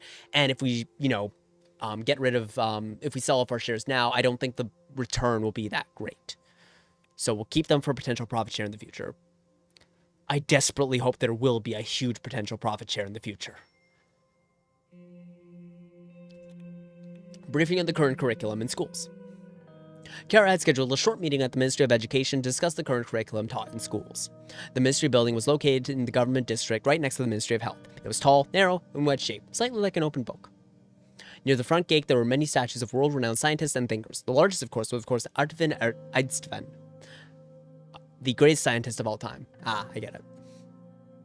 Above the main entrance was the familiar inscription, "Education is the premise of progress in all societies and all families." Inside the building, I was greeted by Kiara's assistants. They led me to a meeting room where she was waiting inside. She stood up and gripped my hand. "Good afternoon, Mr. President." "Good afternoon, Kiara." I'll cut straight to the chase. Our progressive reform of the Sordland education system is well underway, but there is one sticking point. It involves evolution versus creationism. As it currently stands, schools across Sordland can decide whether to include evolution, creationism, or both in the curriculum. Rural schools often decide in favor of creationism only, which puts students at a disadvantage when it comes to entering university. The effect is especially noticeable among young women. My suggestion is to make this teaching of evolution mandatory and preferably ban creationism altogether. I don't agree with teaching our children supernatural nonsense like creationism. That's great to hear. It sounds like we're already aligned on the matter. Lucian knocked and entered. Excuse me, some urgent business kept me away. Welcome, Mr. Glad. Mr. President? Mrs. Walda? We were just discussing the curriculum. Kara's made some excellent points. Yeah, very well. Let's hear them. Continuing from my previous point, it is my conviction that we should require the mandatory teaching of evolution in Sordland's public schools and cut creationism out entirely. If we want our children from rural areas to have the same opportunities as their urban counterparts, this is the way. Opening students' minds and reducing the role of religion in schools will also lead to more equality between young men and women. Miss Walda, don't bring your pet cause into this. Mr. President, there are other considerations you may not yet have thought about. Although I myself believe in evolution, we must be careful not to alienate our rural conservative voter base. We owe a lot to their support. Forcing their school districts to teach evolution could irreparably damage our standing with them. Every modern nation is reducing or removing creationism in their curriculum. Yet, we are supposed to allow schools to promote fundamental, and yes, sexist, ideas from 1,000 years back? So is that what we're doing now? Copying what other nations do instead of paving our own way? If it works, why not? Look at the analysis. It is clear that the superpowers are doing something right. Should we reinvent the wheel, Mr. Glad? You speak as if we don't import any influence from other countries. That's not what I said. Their voices started to get louder and louder. I held up my hands for silence.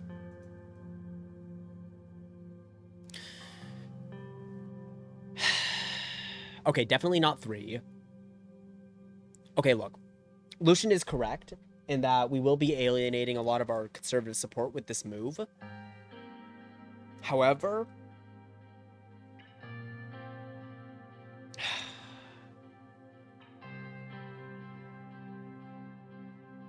Yeah, I think we should ban creationism and teach evolution. Kiara's points, first off, I agree with all of Kiara's points. Just flat out, I agree with her completely. So, the only concern is a political one, and alienating the conservative groups. And there's two things to consider. One, can we weather the conservative backlash, and how badly will it affect us in future re-election and with the constitutional vote? Two, I don't think it'll affect the constitutional vote that much, by the way. Two, it's basically a moral thing, because again, I agree with Kara on everything. So it's like, yeah, if we don't ban creationism and mandate evolution, then we're putting rural kids at a huge disadvantage. We need to raise up the entire country, and I think this is a good step to do that. I think I want to take the affirmative choice and just flatly, evolution is the way forward. Creationism has had no place in public school curriculum. Thank you. As I said, it's the only way to produce a new generation of thinkers. Also, by making this change, I think we'll have a stronger education system in the future, and that will relate to more higher skilled jobs in the future, which is good. However, that'll only take effect in 10 years when the kids are, older. But still worth noting. There are other methods that bring Sordland forward, ones that don't sever our ties with an entire voter base. Kara looked me in the eye. It is your decision. Don't forget, future generations of Sor's youth are counting on you.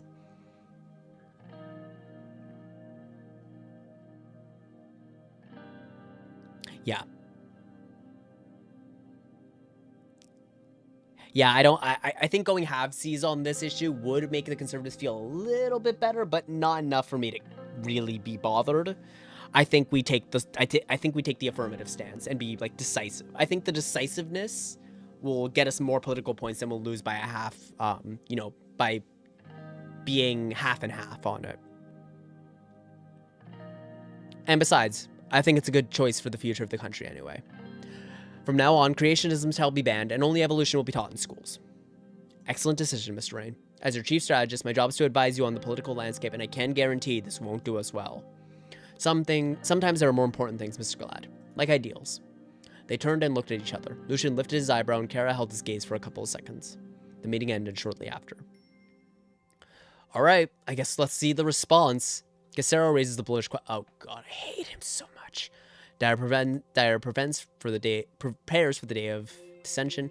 Nationalize the Big Four now. Very interesting. Evolution. Get used to it or get out of the way. Privatization. The future of Sordland. Don't let the pro-government elites fool you. Nationalization of the Sordland's Big Four corporations would be a disaster for the country. This is Marcel, by the way, a part of the Big Four. Instead, we advocate for the privatization of state-owned enterprises, Nadam Mining and the Sora State Corporation. Both companies have grown sluggish from a lack of competition. Even private interests taking a minority stake could lead to greater innovation and a brighter future. Yeah, I don't trust you, Marcel.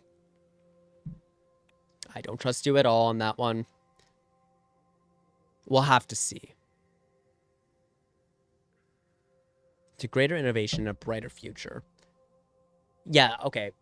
I'll lay this out. The Sora State Corporation, maybe. I don't know. But in Nadam Mining, no. We've invested a lot into Lauren. We've invested a lot into our energy production. And frankly, I think fundamentally as a rule, natural resource extraction and production should be in the hands of the state, not for-profit corporations. So even if it would lead to more innovation to privatize even a small bit of it, I think we retain more by keeping it in our control. Big win for science as Rain forces schools to evolve. Clever. Ideological chess game in Rika. Okay, let's take a reading. Anti-Corruption Police investigation update. The Anti-Corruption Police have completed preliminary reports into Sordland's main oligarch, Karanti and Tusk. No concrete proof of corruption or other wrongdoing has yet been revealed. Damn it. Language bill. Oh my god, I hate him. Governor of Lauren reports results. The Governor of Lauren reports that the investment provided by the government has been put into use via various programs for new technologies and company fairs in Morgna. I swap that. The opportunity has led to an increase in overall entrepreneurship in the region and revitalized the economy of Lauren, further increasing trade with nearby regions. Good. Economic report. Valgan is suffering the effects of the economic recession. Underemployment spiking and many small businesses shuttering. That's bad. Valgan operations a mixed success. Not all hideouts have been eradicated. Anti-small axe sentiment is at an all-time high. Head of Teachers Association of Sordland resigns. Good. Ooh, 1,600. Oh, wait. Oh, are expected to be refilled. Perfect. Then I don't care. If they're going to be refilled, then I'm happy. What have we got? Lower economy stabilizing. Angland economy stabilizing. Okay, good. Evolution taught. Evolutionary education. Okay. All right, what have we got here? NFP. Fucking nationalists. All right, what do the fascists want?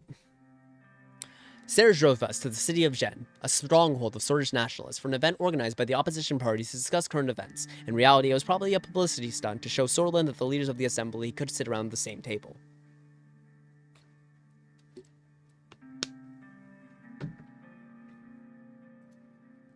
The National Front Party, which governed the city, undoubtedly had the biggest hand in the organization of the meeting. It was not a coincidence that it fell on Victory Day. Today was a special day, symbolic of symbolic importance for Sordlands. Every year on the 14th of March, proud patriots from all ages gathered to celebrate the end of the Sword Civil War and Tarkin Sol's victory. Gen had survived one of the worst atrocities of the war, and its Victory Day celebrations were the most jubilant in all of Sordland. Originally, only Peter and I were scheduled to attend, but after learning about new developments in the Ishval Erikson case, Nia Morgna was invited as well. Representatives from both the PFJP and the NFP have told us that they wanted to talk about the case in more detail. Nia departed for Holzover first. Peter and I left her on her own a little later. Peter was sitting next to me in the presidential car, skimming through the morning newspaper in silence. Suddenly, Serge rolled down the soundproof window. Mr. President, Mr. Vice President, we're about to arrive at Gen Center of Culture. Miss Morgna has already arrived and she will be waiting for you. Peter raised his head to look out the window. He folded the newspaper and laid it beside him. Wow, that was too comfortable of a drive to have been this fast. How are you today, Serge? I'm just fine, sir. It makes me proud to be driving the two most important men in Sordland on Victory Day. The three most important men are right here in the car, Serge. Serge took a left turn and drove through the tiny streets of Gen. The city looked surprisingly clean and well maintained. There was no sign of the destruction the city suffered during one of the heaviest battles of the Civil War. We slowed down in front of the colorful plaza overlooking a massive concrete building with a giant sign that read Gen Center of Culture. Looks like the NFP mayors have really transformed the city. Wasn't this an abandoned warehouse for the longest time? I believe it used to function as a rebel militia base during, and a little while after, the Civil War. Oh, right. The Black Battalion. It's been a while since I've heard that name. Sorry to bring it up. May it ever be spoken again. Serge stopped the car and went outside to hold our doors. Here we are, sirs. I hope you have a great day. We got out of the car and walked towards the entrance of the building. Every spot around us was decorated with flags of Sordland. The comically large amount of flags almost fully enveloped the buildings around the plaza in maroon and white and gold. At the entrance, Casero Kibner, head of the National Front Party, was waiting for us in an iconic brown suit. Brown shirt, literally. Watching the sky. Look at this guy, so full of himself. How did this clown convince the PFJP to have trilateral talks with them anyway?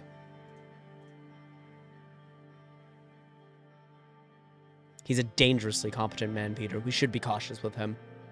I agree. Seeing us arrive, Casero approached us with a smile. Thank you for being here on this glorious day, Mr. President and Mr. Vice President. As the former mayor of Gen, it is an honor to welcome you to this fine city.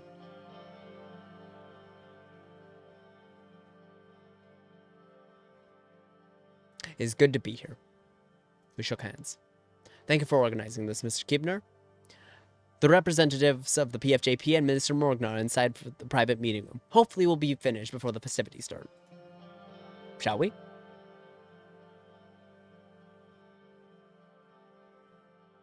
Please. I'm not going to ask him about the constitutional changes. He'll never support me. Just follow me. We entered the building and walked through a massive conference hall until we approached the doors towards the back of the building. We'll have the meeting here. Casero opened the doors for us, and we entered the meeting room. PFJP leader Franz Richter and his deputy Manoli Suhail were already seated at the left side of the table. As soon as we entered, Nia came to greet us. After showing our seats, Casero sat down next to his deputy, Remus Holstorn.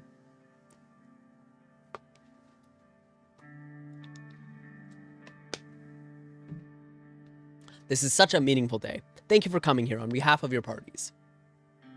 But despite the festive atmosphere, we and the PFJP want to raise a few important concerns about the worrying state of affairs in Sordland.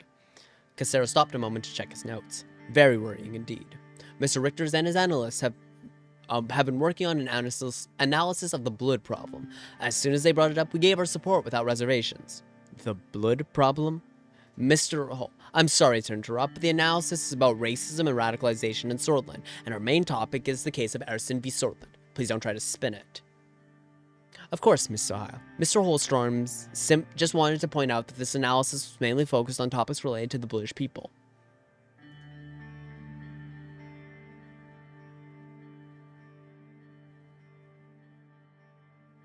Why are we discussing this on Victory Day? It seemed fitting.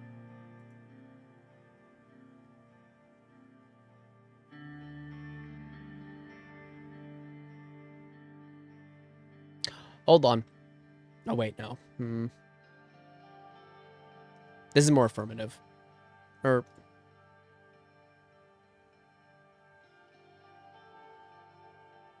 Actually, no, I'm gonna make my point clear. Hold on. If this meeting is going to turn into a racist summit, I will take my leave immediately. No, Mr. President, it won't. Hopefully. Let's get back on track, ladies and gentlemen. He gestured at friends. I want to give the word to Mr. Richter to explain the issue. Thank you. Our analysis of the current tensions between the Bullish and Sordish population in Sordland displays a worrying picture. As much as I hate to say it, the threat of the Bullish Freedom Front is getting real again. The situation with Rumburg and Velhan is very concerning. The increasingly discriminatory actions of the governor of Berja are resulting in the radicalization of many young Bullish people. Distressingly, the number of radicals have increased significantly after Velhan's Operation Bear Trap. I must also point out that the recruitment numbers in the BFF have significantly increased within Nurist communities. Peter frantically looked through his papers. That is correct. The reports show that 39 Nurist sanctuaries in Berja are now classified as red threats by the authorities. Many priests in the region are also suspected of having ties to the BFF. The Religious Harmony Bill would have directly crippled this network they established within our sanctuaries. As the threat the BFF poses is a direct one, this issue requires direct actions that would bear direct results. I'm disappointed by the lack of action taken by the USP administration. Your bill would have unnecessarily raised the already high tensions. You did well by vetoing it, Mr. President. Our suggestion is to finally enforce the official language of our country as stated in the Constitution. We are working on a Unified Language Act. It is directly aimed at the breeding grounds of the Bullish Freedom Front. The police have infiltrated 32 BFF training grounds in remote towns around Berja that poses middle schools. Despite all the evidence, similar schools keep popping up. And so-called activists are constantly blocking Governor Braun's attempts to stop these schools, claiming he is attacking their right to language. You can't take away Bullish people's rights to be educated in their own language. This is insane. Please read the proposal carefully. It does not take away anyone's rights. It only gives the state a way to control the radicalization in these schools that teach Bullish nationalist propaganda. And according to the Constitution, the language of Sordland is Sordish. If nothing is being done to enforce that, we are breaching the Constitution. This law simply enforces it. With all due respect to Mr. Kiebner, the bill is not strong enough. The Bullish language should be completely banned. You know people like Miss Suhal and Miss Morgna would never even vote for your watered-down bill. Okay, I love this conversation because I think it beautifully demonstrates both the quiet fascist and the fascist with the mask off. It is fantastic because Casero is a fascist, he's a racist, he's a segregationist, but he's a lot quieter about it. He tries to couch it in prettier languages. Like, look, the language of Sordland is Sordish. If nothing is being done to enforce that, we're breaching the Constitution. This law simply enforces it. He's trying to, give a political weight, a sensible air to his objectively racist and discriminatory policies. Holstron doesn't give a shit. He's just saying shit. He's just a racist and he's loud and he's proud about it. That's it. Kiebner's a bit smarter. Just as evil, but much smarter. And the point I like about this conversation, I think the writers nailed that. I think they did such a fantastic job with this section specifically. It is fantastic. Remus. Casero repositioned himself on the chair and continued. True, it does not ban the Bullish language or Bullish education. It will instead make Sordish mandatory to learn for everyone living in this country. This will only decrease the tensions in the long term. That's a fair point. However, the wording of the bill is far too vague to work as intended. It gives the government too much power over educational institutes. I disagree. The language is quite clear and is in line with the Constitution. But we can still improve it, of course. It is true that it gives more control, but it is a necessary compromise. I don't see how this helps with the situation. It doesn't. Simple as that. The PFJP will not allow this bill to pass the Assembly. Let's not make statements that the party hasn't agreed on yet. Manoli looked furious. She opened her mouth to respond, then read the room and closed it. As if the PFJP has the influence to change the outcome. If I may continue with our analysis, the situation is also connected to Runeberg. As everybody already knows, in the case of a future incursion, BFF forces in Sordland could become an existential threat.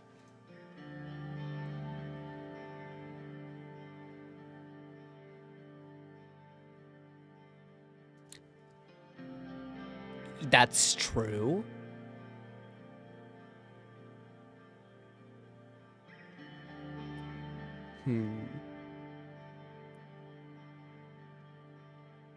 I'm not going to say this yet.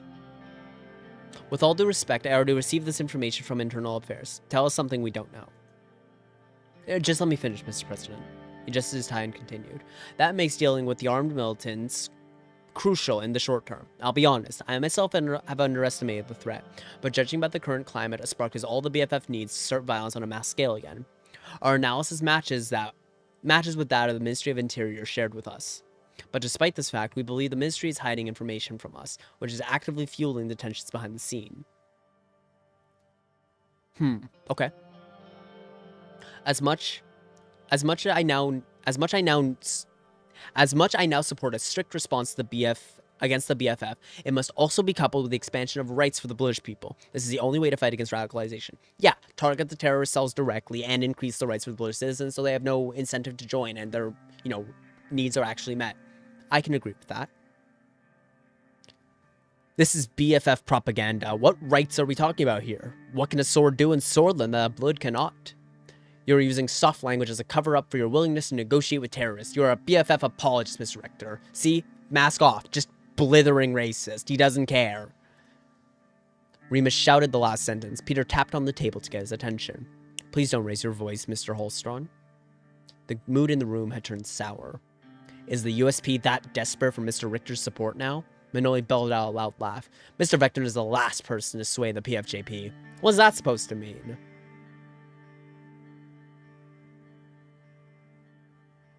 I'm going to be forceful. Enough! Everyone went silent and looked at me. From now on, nobody speaks until the speaker finishes their point. Casero and Peter nodded. You heard the man? Please finish your point, Mr. Richter. Yes. Our administration should take all possible opportunities to expand the rights of our British populace while stamping out the BFF militants in parallel. This must be the long-term strategy. However, we require your support with a more pressing matter.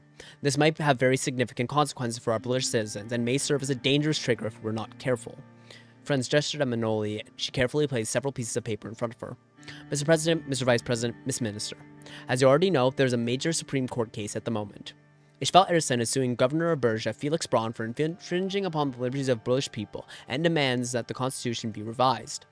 Because of the argument and the implications, Felix Braun and consequently the very Constitution of Sordland is under trial. The fact is, he needs to be punished and the Constitution must be reviewed. Please explain. Nia raised her hand and spoke. I was actively involved in this case. Because of the implications with the Constitution, there is no way the Supreme Court will agree with Ishval Ersen on all of the points. Not if all three parties of the Assembly support Ersen together. We can put pressure on them, and we only need them to agree on a few of those points. And why do you think it would influence the court's decision? This has never happened before, Mr. President. They surely can't ignore us if all three parties are united and if we provide them with our analyses. Besides, if the NFP can see the necessity in de-escalation, I'm sure the Solace judges can too. So you just believe in Hawker and hope for the best? I thought you would have a better plan than this. Manoli glanced at friends. Her eyes showed her agreement with me. Manoli glanced at friends. Her eyes showed her agreement with me. What is the most likely outcome of this case? The first and most likely option is that the Supreme Court completely ignores the arguments and rejects it in its entirety. If they ignore all of the points and strike against Ariston, Governor Braun will be free to follow his discriminatory policies without any obstacles. And in a possible future case, the court's interpretation of the Ariston case will be the basis of all future rulings, which opens the way of suspending rights of non-swords. It would effectively erase any progress that has been made regarding British rights, and will embolden anti-British proponents to follow their actions freely.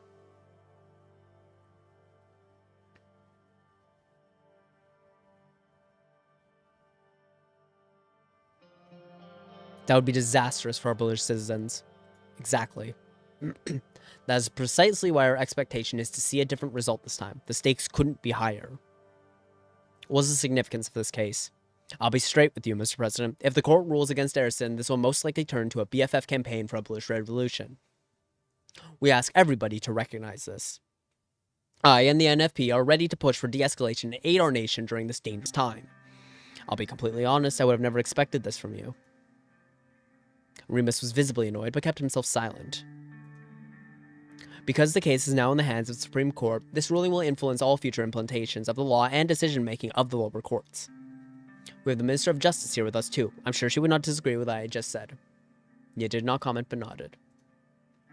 I'm afraid Mr. Kibner is right about this. If the court ignores this case now, this may turn into something massive. Therefore, we have to pressure the court not to escalate the already high tensions.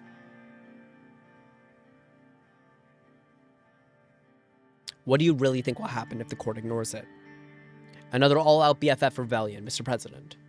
In my opinion, that would be the preferred outcome. If enemies do truly live within our borders, I'd rather have them show their true faces earlier rather than later. This is exactly what those damn rooms want. They're readying for war and waiting to use the tensions inside Sordland against us. I'll be honest with you, I'm not feeling very comfortable talking about British rights with the NFP.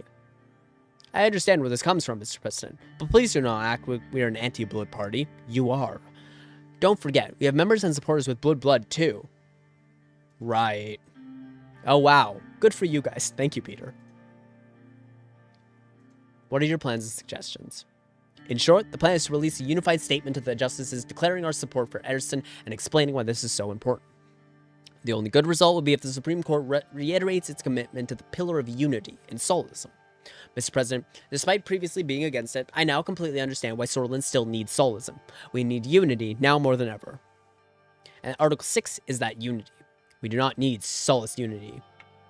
Cassero stared Remus down and continued. If the court reiterates the definition of sword in Article 6 as an all-encompassing term, they would be acknowledging that Ariston and others like him are indeed protected by the rights of the sword's people, which they are.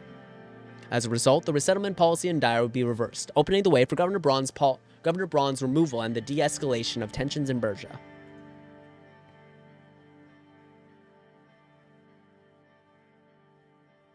Is that true, Miss Morgna? That is correct, Mr. President.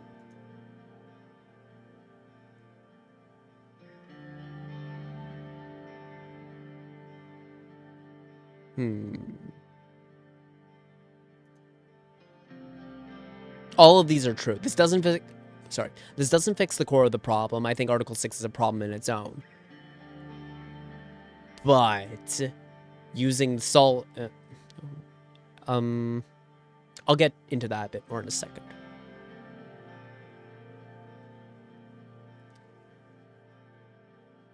I know it doesn't fix the core of the problem, but we can't fix the core of the problem right now. Sure, I'll say it anyway. This doesn't fix the core of the problem. Exactly. Unfortunately, our current constitution fails to recognize British people.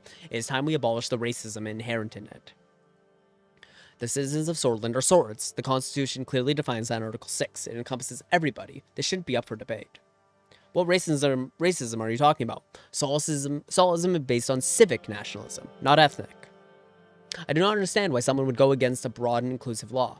I don't see the commies criticizing their identity contanen, when in fact the country is filled with different ethnicities.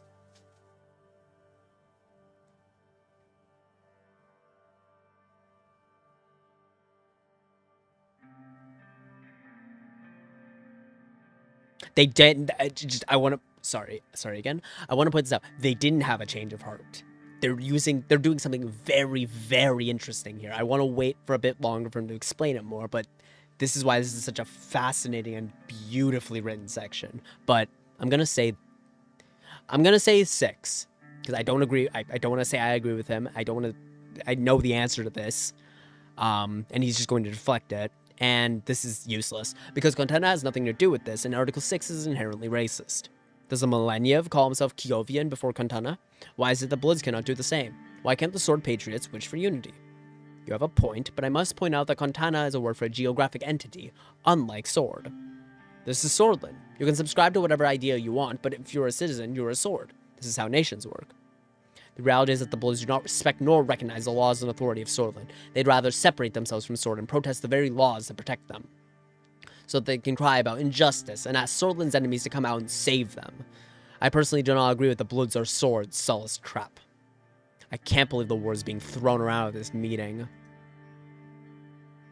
And what's the position of the PFJP? I personally somewhat agree with Mr. Kiebner on this.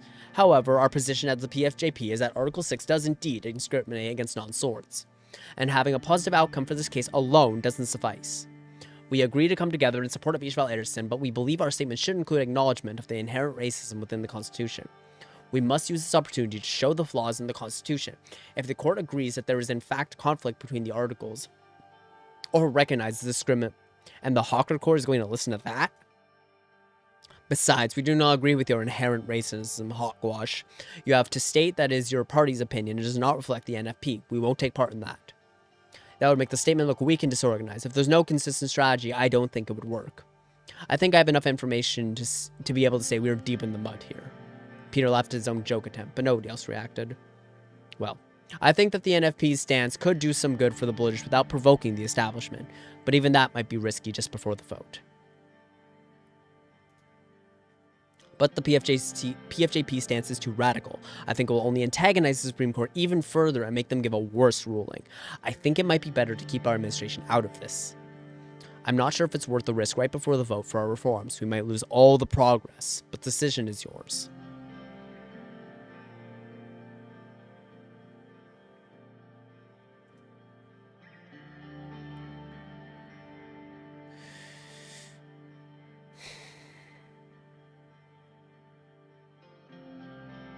Okay, I think I'll talk about it now. So, here's the thing.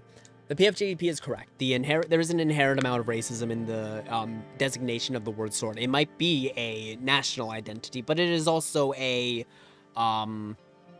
specific ethnicity. So they're conflated. So what the NFP,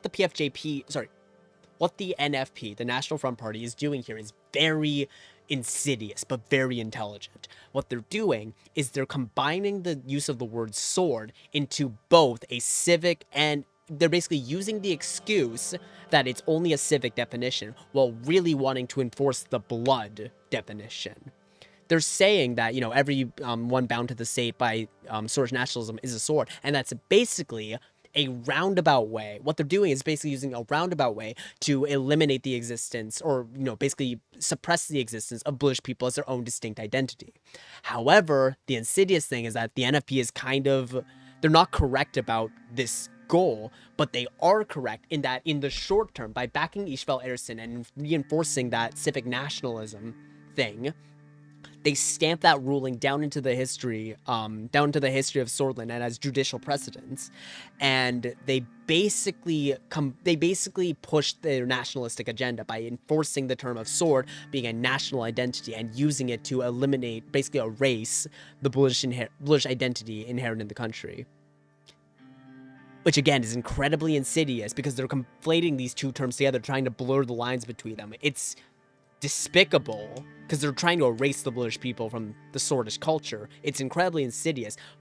But unfortunately, in this particular case, this might be the best option, because if the Supreme Court strikes down the case, then the rights for the British people are going to be abolished. However, if they go with the Solist interpretation, as the NFP suggests, that would actually protect the British people. And for me, I want the British people to be protected in a way that will actually work. I don't think that PFJP's statement to, you know, address the constitutional racism, that's not going to do anything with the court. They're completely immune. They won't care.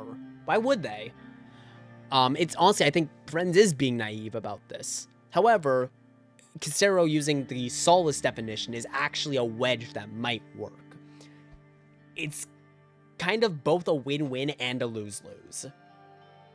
Because the NFP are short-term supporting the British community, which is what I want to do, because I want to support the British community and Ishval Erison. But in the long term, they're cementing Sword as like a inherent, both ethnic and cultural signifier, and effectively reducing the influence of the British people broadly. And I don't want to do that. I'd rather I'd rather fix the Constitution in its entirety. But in these circumstances, we don't have the political leverage to do that. It's very insidious, and again, very well written. And you can see that from Remus, right? He's a blithering racist. He doesn't care. He doesn't want to support this at all. He knows that what he's doing this for is for the again, the cementing of Swordish nationality. Whereas Casero Kibner, he's a lot smarter about it. He wants the same thing, but he's a lot smarter about it. He's a lot more delicate with it. Frankly, making him the bigger threat. Remus is obviously a threat. Casero is a lot better at disguising that fact. Tell me why we should... I'm going to talk to PFJP first. Tell me why we should pressure the court to admit discrimination within the Constitution. Because it's the right thing to do, Mr. President. Now is not the time for weak and superficial actions. We can show the people of Sordland the reality of the situation and create precedent for future constitutional amendments in these articles.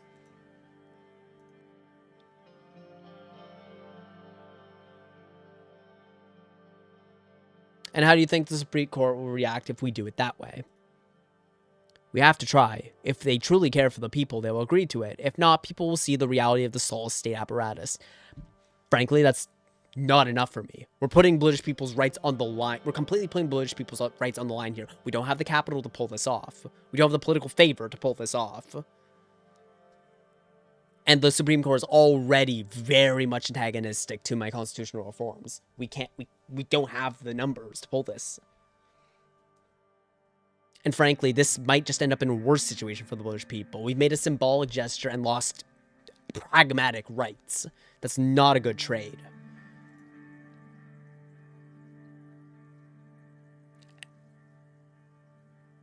And the NFP is willing to join with that statement? No. We are willing to give our support for Erison for the violation of his right to property. The right to property is another thing. But if you're going to go that way, we have to make two separate statements. What do you suggest we do, Miss Morgna? Nia leaned in and whispered, I agree with Mr. Richter and Miss Suhal. Personally, I think we should join them in their statement. But I also agree that Chief Justice Hawker won't have a sudden change of heart because of it. I think I made my own position clear. However, you know more about the current political reality. In the end, it is your decision. I appreciate that faith. And frankly, I agree with her. Hawker won't have a sudden change of heart over that. This is ridiculous. But he would have a change in perception if we use the solace definition against him. Frankly, I would go with the PFJP if I had the political capital to back it up, which I don't. I really don't. If I could have, I absolutely would have, but I think this will cause more harm than good. It'll be a big symbolic gesture that will result in practically losing a lot of ground for British rights. What do you think, Peter? Peter leaned in and whispered, I don't think this would work, Anton. The court won't be influenced. Plus, it will further antagonize them against the reforms. We will definitely lose votes. In my opinion, the PFJP has the most to gain from this. They would be seen as the leaders of the table, not us. Tell me why we should try to convince them to reiterate their position on Article 6. Because this is the only way to decrease tensions, and the Supreme Court can't afford to look hypocritical, so they'll have to take the solace side. I still think this is admitting defeat against solism, but Mr. Kibner is right. The Rumberg situation demands extraordinary measures. Is the PFJP willing to join with that statement? As much as I don't agree with it, we're willing to compromise and join in. But if you're going to go this way, we'll still need to make separate statements as party policy. Manoli was shaking in her seat in fury, but managed to keep herself silent. And how do you think Supreme Court will react if we do it your way? I truly believe they will be convinced. It is not against their ideology, and that is what Colonel Sol intended with the Constitution. We'll be shooting at them with their own guns.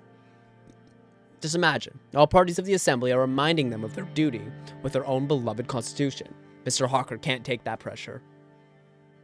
What do you suggest we do, Miss Morgna? I definitely do not agree with Mr. Keebner or Mr. Holstrom. I don't see Solism and unity working in reality. But I also have to say that pushing this position will likely have a real effect on the outcome of the case. Mr. Hawker can agree with the traditional Solis interpretation after all. However, as long as our law enforcement forces are filled with anti-blood officers, I don't believe the change in the ground will be so visible. What do you think, Peter? I think this is risky, Anton, but if it works, which it actually might, it could make a big difference. If the court feels the pressure and accepts it, the lower courts will need to adhere to their interpretation. It might not get rid of legal discrimination, but it could at least decrease it. If we're looking to reduce tensions with the British people, that's one way to do it. But with the vote on our reforms coming so soon, it's a real leap of faith. I think I've heard enough.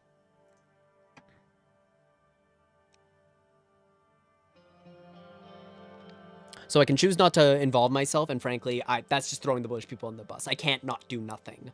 That's basically saying, well, good luck, and frankly, fuck that. I have to make a choice. I have to try my best for the British citizens in this case.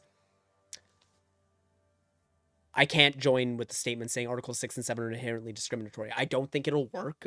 I think it's a symbolic chant that'll be, followed up with a pragmatic defeat and set us back in British rights significantly because we don't have the political capital to pull this off, and we don't have the literal capital to pull this off. I think it's a huge risk, and it's not, frankly, going to work. It's not going to influence the judges. It's not going to get us anything. However, as much as I hate it, and as much as I see what the NFP is gaining out of this by cementing Sordish as both an ethnic and a civic term, they're saying it's a civic term here, but what they want is an ethnic term. And by enforcing the right to property, that's a generally nationalistic, I mean, I'm not against right to property, obviously, but they're clearly doing it with explicitly nationalistic intention, my opinion. So as much as but unfortunately, I think this would work. I think this would work and would actually create a stopgap in the complete degradation of British rights in the country. So, to my great dismay, I think I'm going to join in with the NFP for this. As much as I hate it, as much as I hate what they're gaining out of this, it's a win-win, lose-lose situation. We're both winning something, we're both losing something. It's a compromise I feel I have to make to protect the rights of the British citizens. It's not a good choice, but it's the least bad one.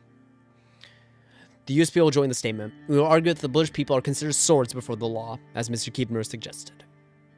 That's great to hear. We'll get to work immediately after the celebrations. I don't like the sound of this. Neither do I. As much as this may be needed, it will only strengthen the Solism of the USP. We all know Sordists don't agree with Solis nationalism. We'll talk about that later, Remus. Sordists will have to listen to me this time. We will also support the effort for the sake of a positive result. We appreciate all of your comments, ladies and gentlemen, but now that the USP stance is clear, we should probably end the meeting here. After bidding our farewells, Casero took us outside the building to join the Victory Day event on the plaza.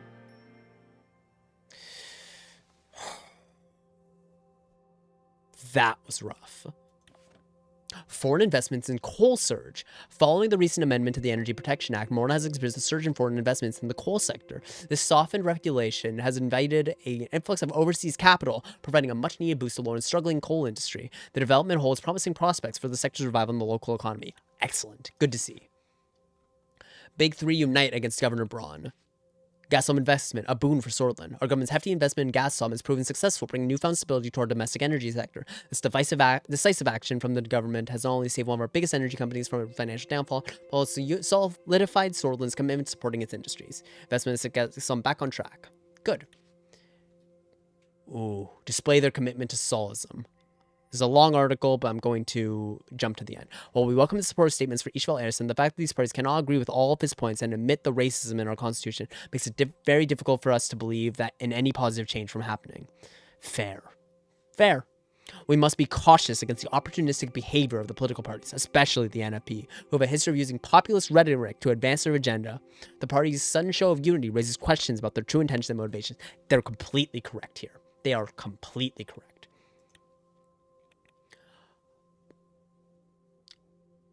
Well, I'll say this. That is still, my opinion, the best section in this game. The writers have an incredible knowledge of just history, political discourse, the personalities of different groups, the way these personalities all combine together and fight against each other, ideological combat. It's truly, truly a beautiful game, and I think that section is just the best. Like Suzerain, I think is the best piece of political fiction ever written, but that section truly is a shining beacon of that.